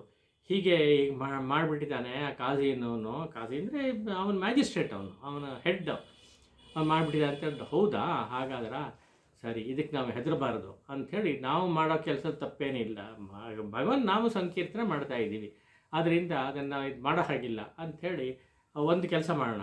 ಇವತ್ತು ಸಂಜೆ ನೀವೆಲ್ಲರೂ ಬರಬೇಕು, ಬರೋವಾಗ ಕೈಯಲ್ಲಿ ಒಂದು ದೀಪ ಹಿಡ್ಕೊಂಬನ್ನಿ, ಒಂಥರ ಟಾರ್ಚ್ ಲೈಟ್ ಥರ ದೀಪ ಹಿಡ್ಕೊಂಬನ್ನಿ, ಅಷ್ಟು ಜನ ಬರಬೇಕು ಅಂಥೇಳಿ ಪ್ಲ್ಯಾನ್ ಮಾಡ್ತಾರೆ. ಹೇಗೆ ಪ್ಲ್ಯಾನ್ ಮಾಡ್ತಾರೆ ಅಂತ ಹೇಳಿದ್ರೆ, 1000 ಜನ ಸೇರಬೇಕು. ಅಷ್ಟು ಜನ 1000 ಜನ ಇದ್ದರು, ಎಲ್ಲರಿಗೂ ಇನ್ಫಾರ್ಮೇಷನ್ ಹೋಗೋವಾಗ ಮಾಡಿಬಿಟ್ಟು ಆರ್ಗನೈಸೇಷನ್ ಅದು ಮಾಡಿಬಿಟ್ಟು, ಒಂದು ಗ್ರೂಪು ಈ ಕಡೆಯಿಂದ ಹೋಗ್ಬೇಕು, ಇನ್ನೊಂದು ಗ್ರೂಪು ಆ ಕಡೆಯಿಂದ ಬರಬೇಕು, 3ನೇ ಗ್ರೂಪು ಆ ಕಡೆಯಿಂದ ಬರಬೇಕು. 3 ಜನನೂ 3 ಗ್ರೂಪು ಎಲ್ಲಿ ಇದಾಗಬೇಕು ಅಂತ ಹೇಳಿದ್ರೆ ಒಂದು ಪಾಯಿಂಟಲ್ಲಿ ಮೀಟ್ ಆಗಬೇಕು, ಒಂದೇ ಸಮಯದಲ್ಲಿ ಮೀಟ್ ಆಗಬೇಕು. ಅದಕ್ಕೆ ಸರಿಯಾಗೆಲ್ಲ ಪ್ಲ್ಯಾನ್ ಮಾಡೋದು. ಎಲ್ಲರೂ ಭಜನೆ ಮಾಡ್ಕೊಂಡು ಹೋಗಬೇಕು. ನೀವು ಎಲ್ಲರೂ ಕೂಡ ಆದಷ್ಟು ಮೃದಂಗ ತೊಗೊಂಬನ್ನಿ ಮತ್ತು ಇದು ತೊಗೊಂಬನ್ನಿ, ಇದು ತಾಳ ತಗೊಂಡು ಬರಬೇಕು. ಎಲ್ಲಿ ಮೀಟ್ ಆಗಬೇಕು ಅಂದರೆ ಕಾಜಿ ಮನೆ ಇದೆಯಲ್ಲ, ಅವನ ಮನೆ ಮುಂದೆ ಬಂದು ಸೇರಬೇಕು ಆ ಟೈಮ್ಗೆ ಅಂಥೇಳಿ ಇನ್ಸ್ಟ್ರಕ್ಷನ್ ಕೊಡ್ತಾರೆ. ಇವರು ಮುಂದೆ ಹೋಗ್ತಾ ಇದ್ದಾರೆ, ಒಂದು ಗ್ರೂಪಲ್ಲಿ ಇವರು ಮುಂದೆ ಹೋಗ್ತಾರೆ. ಕರೆಕ್ಟಾಗಿ ಇವರು ಹೇಳಿದಾಗೆ ಪ್ಲ್ಯಾನ್ ಮಾಡಿದಾಗ ಅಲ್ಲಿ ಹೋಗಿ ನಿಂತ್ಕೋತಾರೆ. ನಿಂತ್ಕೊಂಡಾಗ ಅವನು ನೋಡ್ತಾನೆ, ಕಿಟಕಿಯಿಂದ ಮಾಡಿ ಮೇಲೆ ನೋಡ್ತಾನೆ. ನೋಡ್ಬಿಟ್ಟು ಅವನಿಗೆ ಗಾಬರಿ ಆಗ್ಬಿಡ್ತು. ಜನ ಸಮುದ್ರ ಇದು 3 ಕಡೆಯಿಂದ ಬಂದು ತನ್ನ ಮನೆ ಮುಂದೆ ನಿಂತ್ಕೊಂಡ್ಬಿಟ್ಟಿದೆ. ಎಲ್ಲ ಯಾವ್ದು ಬೇಡ ಅಂತ ಹೇಳಿದ್ದ ಅದೇ ಕೆಲಸ ಇವರು ಮಾಡ್ತಾ ಇದ್ದಾರೆ. ಒಬ್ಬರು ಇಬ್ಬರು ಅಲ್ಲ, ಸಾವಿರಾರು ಜನ ಸೇರಿಬಿಟ್ಟಿದ್ದಾರೆ. ಏನು ಮಾಡೋದು ಗೊತ್ತಾಗಿಲ್ಲ ಅವನಿಗೆ. ಒದ್ದಾಡ್ತಾ ಇದ್ದಾನೆ. ಅದಕ್ಕೆ ಹೆದರ್ಬಿಟ್ಟಿದ್ದಾನೆ ಅವನು. ಹೆದರ್ಕೊಂಡು ಅಲ್ಲಿ ಹೋಗಿದ್ದಾನೆ. ಇವ್ರೇನು ಮಾಡಿದ್ರು, ಯಾತಕ್ಕೆ ಎಲ್ಲಿ ಅವನು ಇವೆಲ್ಲ ಹೇಳಿದ್ರು, ಇಲ್ಲ ಅಲ್ಲಿ ಹೋಗಿದ್ದಾರೆ ಅಂತ. ಇವ್ರಿಗೆಲ್ಲ ಜನಗಳಿಗೆಲ್ಲ ಕೋಪ ಬಂದ್ಬಿಡ್ತು. ನಮ್ಮನ್ನು ಫೇಸ್ ಮಾಡದೆ ಅವನು ಮಾಡಿ ಹೋಗಿ ಕೂತ್ಕೊಂಡ್ಬಿಟ್ಟಿದ್ದಾನ, ಹೆದರ್ಕೊಂಡು ಪುಕ್ಲ ಅಂತರ ಇದು ಮಾಡ್ತಾ ಇದ್ದಾನೆ ಅಂಥೇಳಿ ಇವರು ಕೂಗಾಡೋಕ್ಕೆ ಶುರು ಮಾಡ್ತಾರೆ. ಆವಾಗ ನಿಮ್ಮ ಹೇಳಿದ್ರು, ಇಲ್ಲೆಲ್ಲ ಕೂಗಾಡಬೇಡಿ, ಪೀಸ್ಫುಲ್ ಆಗಿರಿ, ಏನೂ ತೊಂದರೆ ಇಲ್ಲ, ನಾನು ನೋಡ್ಕೋತೀನಿ ಅಂತ ಹೇಳಿದ್ರು. ಸರಿ ಆಯಿತು. ಇವ್ರು ಬಂದರು. ಬಂದುಬಿಟ್ಟು ಇವ್ರು ಕರೆದ್ರು ಅವನ್ನ. ಕರೆದಾಗ ಅವನು ಕೆಳಗೆ ಬಂದು ಇವ್ರನ್ನ ಮೀಟ್ ಮಾಡ್ದ. ನಿಮ್ಮ ಮೀಟ್ ಮಾಡ್ದ. ಯಾತಕ್ಕೆ ಹೀಗೆ ಮಾಡಿದ್ರಿ ನೀವು ಅಂಥೇಳಿ, ಯಾಕೆ ಹೀಗೆ ಮಾಡಿದ್ರಿಂದ ಇಷ್ಟೇ, ನಾವು ಬಂದಾಗ ನಿಮ್ಮ ಅತಿಥಿಗಳಾಗಿ ನಾವು ಬಂದಿದ್ದೀವಿ, ನೀವು ನಮ್ಮನ್ನು ಬರಮಾಡ್ಕೊಳ್ಳದೆ ನಿಮ್ಮ ಪಾಡು ನಿಮ್ಮ ಮೇಲೆ ಹೋಗ್ಬಿಟ್ಟು ಒಳಗಡೆ ಕೂತ್ಕೊಂಡ್ಬಿಟ್ರೆ ಹೇಗೆ, ಯಾಕೆ ಹೀಗೆ ಮಾಡ್ತೀರಾ ಅಂತ ಪ್ರಶ್ನೆ ಅಷ್ಟೇ, ಇನ್ನೇನೇ ಇಲ್ಲ. ಅದಕ್ಕೆ ಇಲ್ಲ ನಾನು ನೀವೆಲ್ಲ ಕೋಪದಲ್ಲಿ ಇದ್ದರು, ಆ ಕೋಪ ಎಲ್ಲ ಶಾಂತವಾಗಲಿ, ಆಮೇಲೆ ಬರೋಣ ಅಂಥೇಳಿ ಹೋಗಿದ್ದೆ ಅಂತ ಹೇಳಿದಂತೆ. ಸರಿ ಆಗಲಿ, ನನಗೆ ಕೆಲವು ಪ್ರಶ್ನೆಗಳಿದೆ ತಮ್ಮ ಹತ್ರ, ಅದನ್ನು ಕೇಳಬೇಕು, ಅದಕ್ಕೆ ಉತ್ತರ ಕೊಡಬಹುದಾ ಅಂತ ವಿನಯದಿಂದ ಕೇಳ್ತಾ ಇದ್ದಾರೆ. ವಿನಯ ಆದರೆ ಸ್ವಲ್ಪ ಫೋರ್ಸು ಇದೆ ಅದರ ಹಿಂದೆ, ಕೇಳ್ತಾ ಇದ್ದಾರೆ. ಅದಕ್ಕೆ ಆಗ್ಬೋದು ಕೇಳಿ ಅಂತ ಹೇಳಿದ್ನಂತೆ. ಏನಪ್ಪ ಪ್ರಶ್ನೆ ಅಂತ ಹೇಳಿದ್ರೆ, ಅಲ್ಲ ನೀವು ಗೋವನ್ನು ಹತ್ಯೆ ಮಾಡ್ತೀರಾ, ಕೊಲ್ತೀರಾ, ಅದು ಹಾಲು ಕೊಡ್ತಾ, ಅದೇನು ಮಾಡ್ತು ನಿಮಗೆ, ತೊಂದರೆ ಏನು ಮಾಡ್ತು, ಅದನ್ನು ಕೊಲ್ಲಬಹುದೇ ನೀವು, ಹಾಲು ಕೊಡ್ತಾ ಇದೆ. ಹಾಗೆ ಎತ್ತುಗಳು ನಿಮ್ಮ ಹೊಲದೆಲ್ಲ ಉಳ್ತಾ ಇದೆ, ಹೊಲಕ್ಕೆ ಹೋಗಿ ನಿಮ್ಗೆ ಸಹಾಯ ಮಾಡ್ತಾ ಇದೆ, ಅದು ಕೆಲಸ ಮಾಡೋದ್ರಿಂದ ನಿಮಗೆ ಧಾನ್ಯಗಳೆಲ್ಲ ಬರ್ತಾ ಇದೆ. ಹೀಗೆ ನಮ್ಮ ಆಹಾರಕ್ಕೂ ನಮ್ಮ ಇದಕ್ಕೂ ಶಕ್ತಿಗೂ ಕೊಡೋವಂಥ ಪ್ರಾಣಿಗಳನ್ನು, ಗೋವು ಮತ್ತು ಎತ್ತನ್ನು ನೀವು ಕೊಲ್ತಿರಲ್ಲ, ಇದು ನ್ಯಾಯವಾ ಇದು ಅಂತ ಕೇಳಿದ್ರಂತೆ. ಅದಕ್ಕೆ ಉತ್ತರ ಕೊಡಬೇಕು ಅಂತ, ಯಾಕೆ ಕೊಲ್ತೀರಾ ಅಂತ. ಅದಕ್ಕೆ ಅವನು ಇಲ್ಲ ನೀವು ಮಾತ್ರ ಕೊಲ್ಲಲ್ವಾ, ಯಜ್ಞ ಮಾಡಿಬಿಟ್ಟು ಅದೆಲ್ಲ ಕೊಲ್ಲಲ್ವಾ ಅಂತ ಹೇಳಿದ್ನಂತೆ. ಅದಕ್ಕೆ ನೋಡಿ, ಯಜ್ಞ ಮಾಡೋದು ಎಲ್ಲ ಹಿಂದಿನ ಕಾಲದಲ್ಲಿ ಮಾಡ್ತಾಯಿದ್ರು, ಈಗೆಲ್ಲ ಗೋವಧೆ ಎಲ್ಲ ಯಾರು ಮಾಡಲ್ಲ, ಆ ಥರ ಯಜ್ಞ ಇಲ್ಲ, ಕಲಿಯುಗದಲ್ಲಿ ಇದು ನಿಷಿದ್ಧ, ಶಾಸ್ತ್ರ ತೆಗೆದು ನೋಡಿ ಅಂತ ಹೇಳ್ಬಿಟ್ಟು ಯಾರೂ ಮಾಡಲ್ಲ ಅಂತ ಹೇಳಿದ್ನಂತೆ. ಅದಕ್ಕೆ ನೀವು ಹೀಗೆ ಮಾಡ್ಬೋದಾ ಅಂತ ಕೇಳಿದ್ದಕ್ಕೆ ಅವನಿಗೆ ಉತ್ತರ ಇಲ್ಲ. ಅವನು ಇವನು ಕೊಡೋ ಆರ್ಗ್ಯುಮೆಂಟ್ಸ್ ಎಲ್ಲ ಚೆನ್ನಾಗಿದೆ, ಸರಿಯಾಗಿದೆ ಅಂತ ಅನಿಸ್ಬಿಡ್ತು. ಆಯಿತು, ನಾನು ಒಪ್ಕೋತೀನಿ ಅಂತ ಹೇಳಂತೆ. ಹಾಗಾದರೆ ಇನ್ನು ಮತ್ತೊಂದು ಪ್ರಶ್ನೆ, ನೀವು ನಿನ್ನೆ ನಮ್ಮ ಶಿಷ್ಯರುಗಳೆಲ್ಲ ಬರ್ತಾ ಇರುವಾಗ ಅದನ್ನು ಮೃದಂಗ ಎಲ್ಲ ಕಿತ್ಕೊಂಡು ಒಡೆದಾಕಿ ಎಲ್ಲ ಮಾಡಿದ್ರಿ, ಇವತ್ತು ಇಷ್ಟು ಜನ ತೊಗೊಂಬಂದಿದ್ದೀವಿ, ನೀವು ಯಾತಕ್ಕೆ ಯಾವುದನ್ನು ಒಡೆದಾಕಲಿಲ್ಲ, ಏನು ಮಾಡಲಿಲ್ವಲ್ಲ ಅಂತ ಕೇಳಿದಾಗ, ಇಲ್ಲಪ್ಪ ಬಾ ಕೂತ್ಕೋ, ನಾನು ಹೇಳ್ತೀನಿ ಏನಾಯಿತು ಅಂತ ಹೇಳ್ತೀನಿ ಅಂತ ಹೇಳ್ತಾರೆ. ಏನಾಯಿತು ಅಂತ ಹೇಳಿದ್ರೆ, ನೆನ್ನೆ ಅದೆಲ್ಲ ಮಾಡಿದ್ನಲ್ಲ, ಬಂದು ಎಲ್ಲ ಮುಗಿದ ಮೇಲೆ ರಾತ್ರಿ ಮಲಗಿದಾಗ ಏನೋ ಒಂದು ವಿಚಿತ್ರವಾದ ಒಂದು ವ್ಯಕ್ತಿ ಮುಂದೆ ಬಂದಂಗೆ ಆಯಿತು. ಮನುಷ್ಯ ಶರೀರ, ಮುಖ ನೋಡಿದ್ರೆ ಸಿಂಹದ ಮುಖ ಕಾಣ್ತಾ ಇದೆ ನನಗೆ. ಅದು ಬಂದು ಒಂಥರ ಬೇಗ ಬರ್ತಾ ಇದೆ, ನನ್ನ ಹತ್ರ ಬರ್ತಾ ಇದೆ. ಅದು ಏನು ಹೇಳ್ತು ಅಂತ ಹೇಳಿದ್ರೆ, ಏನು ಮಾಡಿರೋ ಕೆಲಸ, ನನ್ನ ಇವರು ಭಕ್ತರು ಇವರು ಹಾಡು ಹೇಳ್ತಾ ಇದ್ದೆ, ನಿನಗೇನು ತೊಂದರೆ ಆಯಿತು, ಯಾತಕ್ಕೆ ಅವ್ರನ್ನ ಹಿಂಸೆ ಮಾಡಿದೆ, ಅವ್ರ ಮೃದಂಗವನ್ನು ಯಾಕೆ ಹೊಡೆದಾಕಿದೆ, ಅವ್ರ ತಾಳಗಳನ್ನು ಯಾಕೆ ಕಿತ್ತು ಹಾಕಿದೆ ನೀನು ಅಂಥೇಳಿ ಹೇಳ್ತಾ ಇತ್ತು. ನಾನು ಹೆದರ್ಬಿಟ್ಟೆ. ನಾನು ಅದಕ್ಕೆ ಹಾಕಿ ಒಂಥರ ಕೈಯಲ್ಲಿ ಉಗುರಿಂದ ಪರ್ಚಿಬಿಟ್ಟಿದ್ದೆ. ನನಗೆ ಪರ್ಚಿಬಿಟ್ಟು, ನೋಡು ಇನ್ನೊಂದು ಸಲ ಹೀಗೆ ಮಾಡೋ ನಾನು ಸುಮ್ಮನೆ ಬಿಡಲ್ಲ, ಇವತ್ತೇ ನಿನ್ನನ್ನು ಕೊಲ್ಲಬಹುದು ನಾನು, ಆದರೂ ಹೋಗ್ಲಿ ಅಂತ ಇವನು ಬೇಡ ಕಾಪಾಡಬೇಕು ಅಂತ ಕೈ ಮುಗಿದು ಕೇಳ್ತಾ ಇದ್ದಾನೆ. ನೀನು ಕೇಳ್ತಾ ಇರೋದ್ರಿಂದ ಇವತ್ತು ಬಿಟ್ಟಿದ್ದೀನಿ, ಇನ್ನೊಂದು ಸಲ ಏನಾದರೂ ಮಾಡಿದ್ರೆ ಬಿಡಲ್ಲ, ಅಲ್ಲೇ ಕೊಂದಾಕ್ಬಿಡ್ತೇನೆ ನಿನ್ನ, ಜ್ಞಾಪಕ ಇಟ್ಕೋ ಅಂತ ಹೇಳಿಬಿಟ್ಟು ಅದಕ್ಕೆ ನನಗೆ ಹೆದರಿಕೆ ಆಗೋಯ್ತು. ಅದಕ್ಕೋಸ್ಕರ ಇವತ್ತು ಏನು ಮಾಡಲಿಲ್ಲ, ನಾನು ಸುಮ್ಮನೆ ಬಿಟ್ಬಿಟ್ಟಿದ್ದೀನಿ ಅಂತ ಹೇಳಿದಂತೆ. ಆಮೇಲೆ ಅವನು ಬಟ್ಟೆ ಎಲ್ಲ ಬಿಚ್ಚಿ ತೋರಿಸಿದಂತೆ. ಆ್ಯಕ್ಚುಲಿ ಅವನು ಗೆರೆಗಳೆಲ್ಲ ಬಿದ್ದಿತ್ತು, ಹುಣ್ಣಾಗಿತ್ತು ಅಂತ, ಅಂದರೆ ಅದು ಪರ್ಚ್ತಲ್ಲ, ಅದು ಆ ಥರ ವಾಸ್ತವವಾಗಾಯಿತು ಅಂತ. ಅಷ್ಟೇ ಅಲ್ಲ, ಹಂಗಾದ ಮೇಲೆ ಅವನಿಗಿದಾಯಿತು. ಇವ್ರಿಗೆ ಗೊತ್ತಾಯಿತು ಅದು ಯಾರು ಏನು ಅಂತ. ನರಸಿಂಹನೇ ಬಂದಿದ್ದಾನೆ, ವಾಸ್ತವವಾಗಿ ನೇರವಾಗೇ ಬಂದುಬಿಟ್ಟಿದ್ದಾನೆ. ಬಂದು ಇವನಿಗೆ ಇವನು ಪರಚಿಗಿರ್ಚಿ ಎಲ್ಲ ಮಾಡಿ ವಾರನ್ ಮಾಡಿ ಎಲ್ಲ ಹೋಗಿದೆ ಅನ್ನೋದು ಇವರುಗಳಿಗೆಲ್ಲ ಗೊತ್ತಾಯ್ತು, ನರಸಿಂಹನೇ ಬಂದಿದ್ದು ಅಂತ. ಅವನು ಕೃಷ್ಣನ ಒಂದು ರೂಪವೇ ಒಂದು ದೃಷ್ಟಿಯಿಂದ ಅಂತ. ಅವನಿಗೆ ಇನ್ನು ಸಾಕಪ್ಪ ಇವು ಸಹವಾಸ ಹೀಗೆಲ್ಲ ಮಾಡಬಾರ್ದು ಅಂಥೇಳಿ ಅವನು ಇನ್ನು ಫ್ರೆಂಡ್ಲಿ ಆಗಿಬಿಟ್ಟ, ಇವರಿಗೆ ನಿಮಾಯಿಗೆ ಫ್ರೆಂಡ್ಲಿ ಆಗಿಬಿಟ್ಟು. ಅಷ್ಟೇ ಅಲ್ಲ, ಇನ್ನು ಮುಂದಕ್ಕೆ ಒಂದು ಆರ್ಡರ್ ಪಾಸ್ ಮಾಡಿಬಿಡ್ತೀನಿ, ಇನ್ನು ಇವರು ಸಂಕೀರ್ತನೆ ಮಾಡ್ತಾ ಇದ್ದರೆ ನಾಮ ಸಂಕೀರ್ತನೆ ಮಾಡುವಾಗ ಯಾರೋ ಇವರು ತೊಂದರೆ ಮಾಡಬಾರ್ದು ಅಂತ ಆರ್ಡರ್ ಇಶ್ಯೂ ಮಾಡಿಬಿಟ್ಟು ಅವನಿದ್ದಂತೆ. ಹಾಗೆ ಅವ್ರದ್ದು ಒಂಥರ ಕಂಟ್ರೋಲ್ ತಗೊಂಡ್ರು ಅನ್ನೋದನ್ನು ಗಮನಿಸ್ತೀವಿ. ಹೀಗೆ ಒಂದು ದೃಷ್ಟಿಯಿಂದ ಇವರ ಆರ್ಗನೈಸೇಷನ್ ಕೇಪಬಿಲಿಟಿ ಇದೆ, ಮತ್ತು ಹೆದರಿಕೆ ಇಲ್ಲ. ಅವನು ಹಾಗೆ ಮಾಡ್ದ ಅಂಥೇಳಿ ಹೆದರ್ಕೊಂಡು ಮನೇಲಿ ಕೂತ್ಕೊಳ್ಳೋರಲ್ಲ, ಅವು ಎದುರಿಸ್ಬೇಕು, ನಾವು ಮಾಡ್ತಿರೋ ಕೆಲಸ ಸರಿಯಾಗಿದೆ, ಯಾರೂ ನಮ್ಮ ತಡೆಯೋಕ್ಕಾಗಲ್ಲ ಅಂಥೇಳಿ ಮಾಡೋವಂಥ ಒಂದು ವ್ಯಾವಹಾರಿಕವಾಗಿ ನೋಡಿದ್ರು ಕೂಡ ಈ ಗುಣಗಳೆಲ್ಲ ಇದೆ. ಮತ್ತು ಅವನ್ನ ಧೈರ್ಯವಾಗಿ ಫೇಸ್ ಮಾಡ್ತಾರೆ, ಪ್ರಶ್ನೆ ಕೇಳ್ತಾರೆ, ಪ್ರಶ್ನೆ ಕೇಳಿ ಉತ್ತರ ತಗೋತಾರೆ, ಮತ್ತು ಮುಂದೆ ಹೀಗೆ ಆಗಿದೆ ಅಂತ ಅವನ ಬಾಯಲ್ಲಿ ಬರೆಸ್ತಾರೆ, ಅದನ್ನು ಮಾಡಿ ಚೆನ್ನಾಗಿ ಮಾಡ್ತಾರೆ. ಆಮೇಲೆ ಏನಾಯಿತು ಅನ್ನೋದನ್ನು ತಿಳ್ಕೊತಾರೆ. ಹೀಗೆ ಅನೇಕ ರೀತಿಯಲ್ಲಿ ಒಂಥರ ಶಕ್ತಿ ಇತ್ತು, ಸಾಮರ್ಥ್ಯಗಳಿತ್ತು ಅವರಿಗೆ ಅನ್ನೋದನ್ನು ಗಮನಿಸ್ತೀವಿ.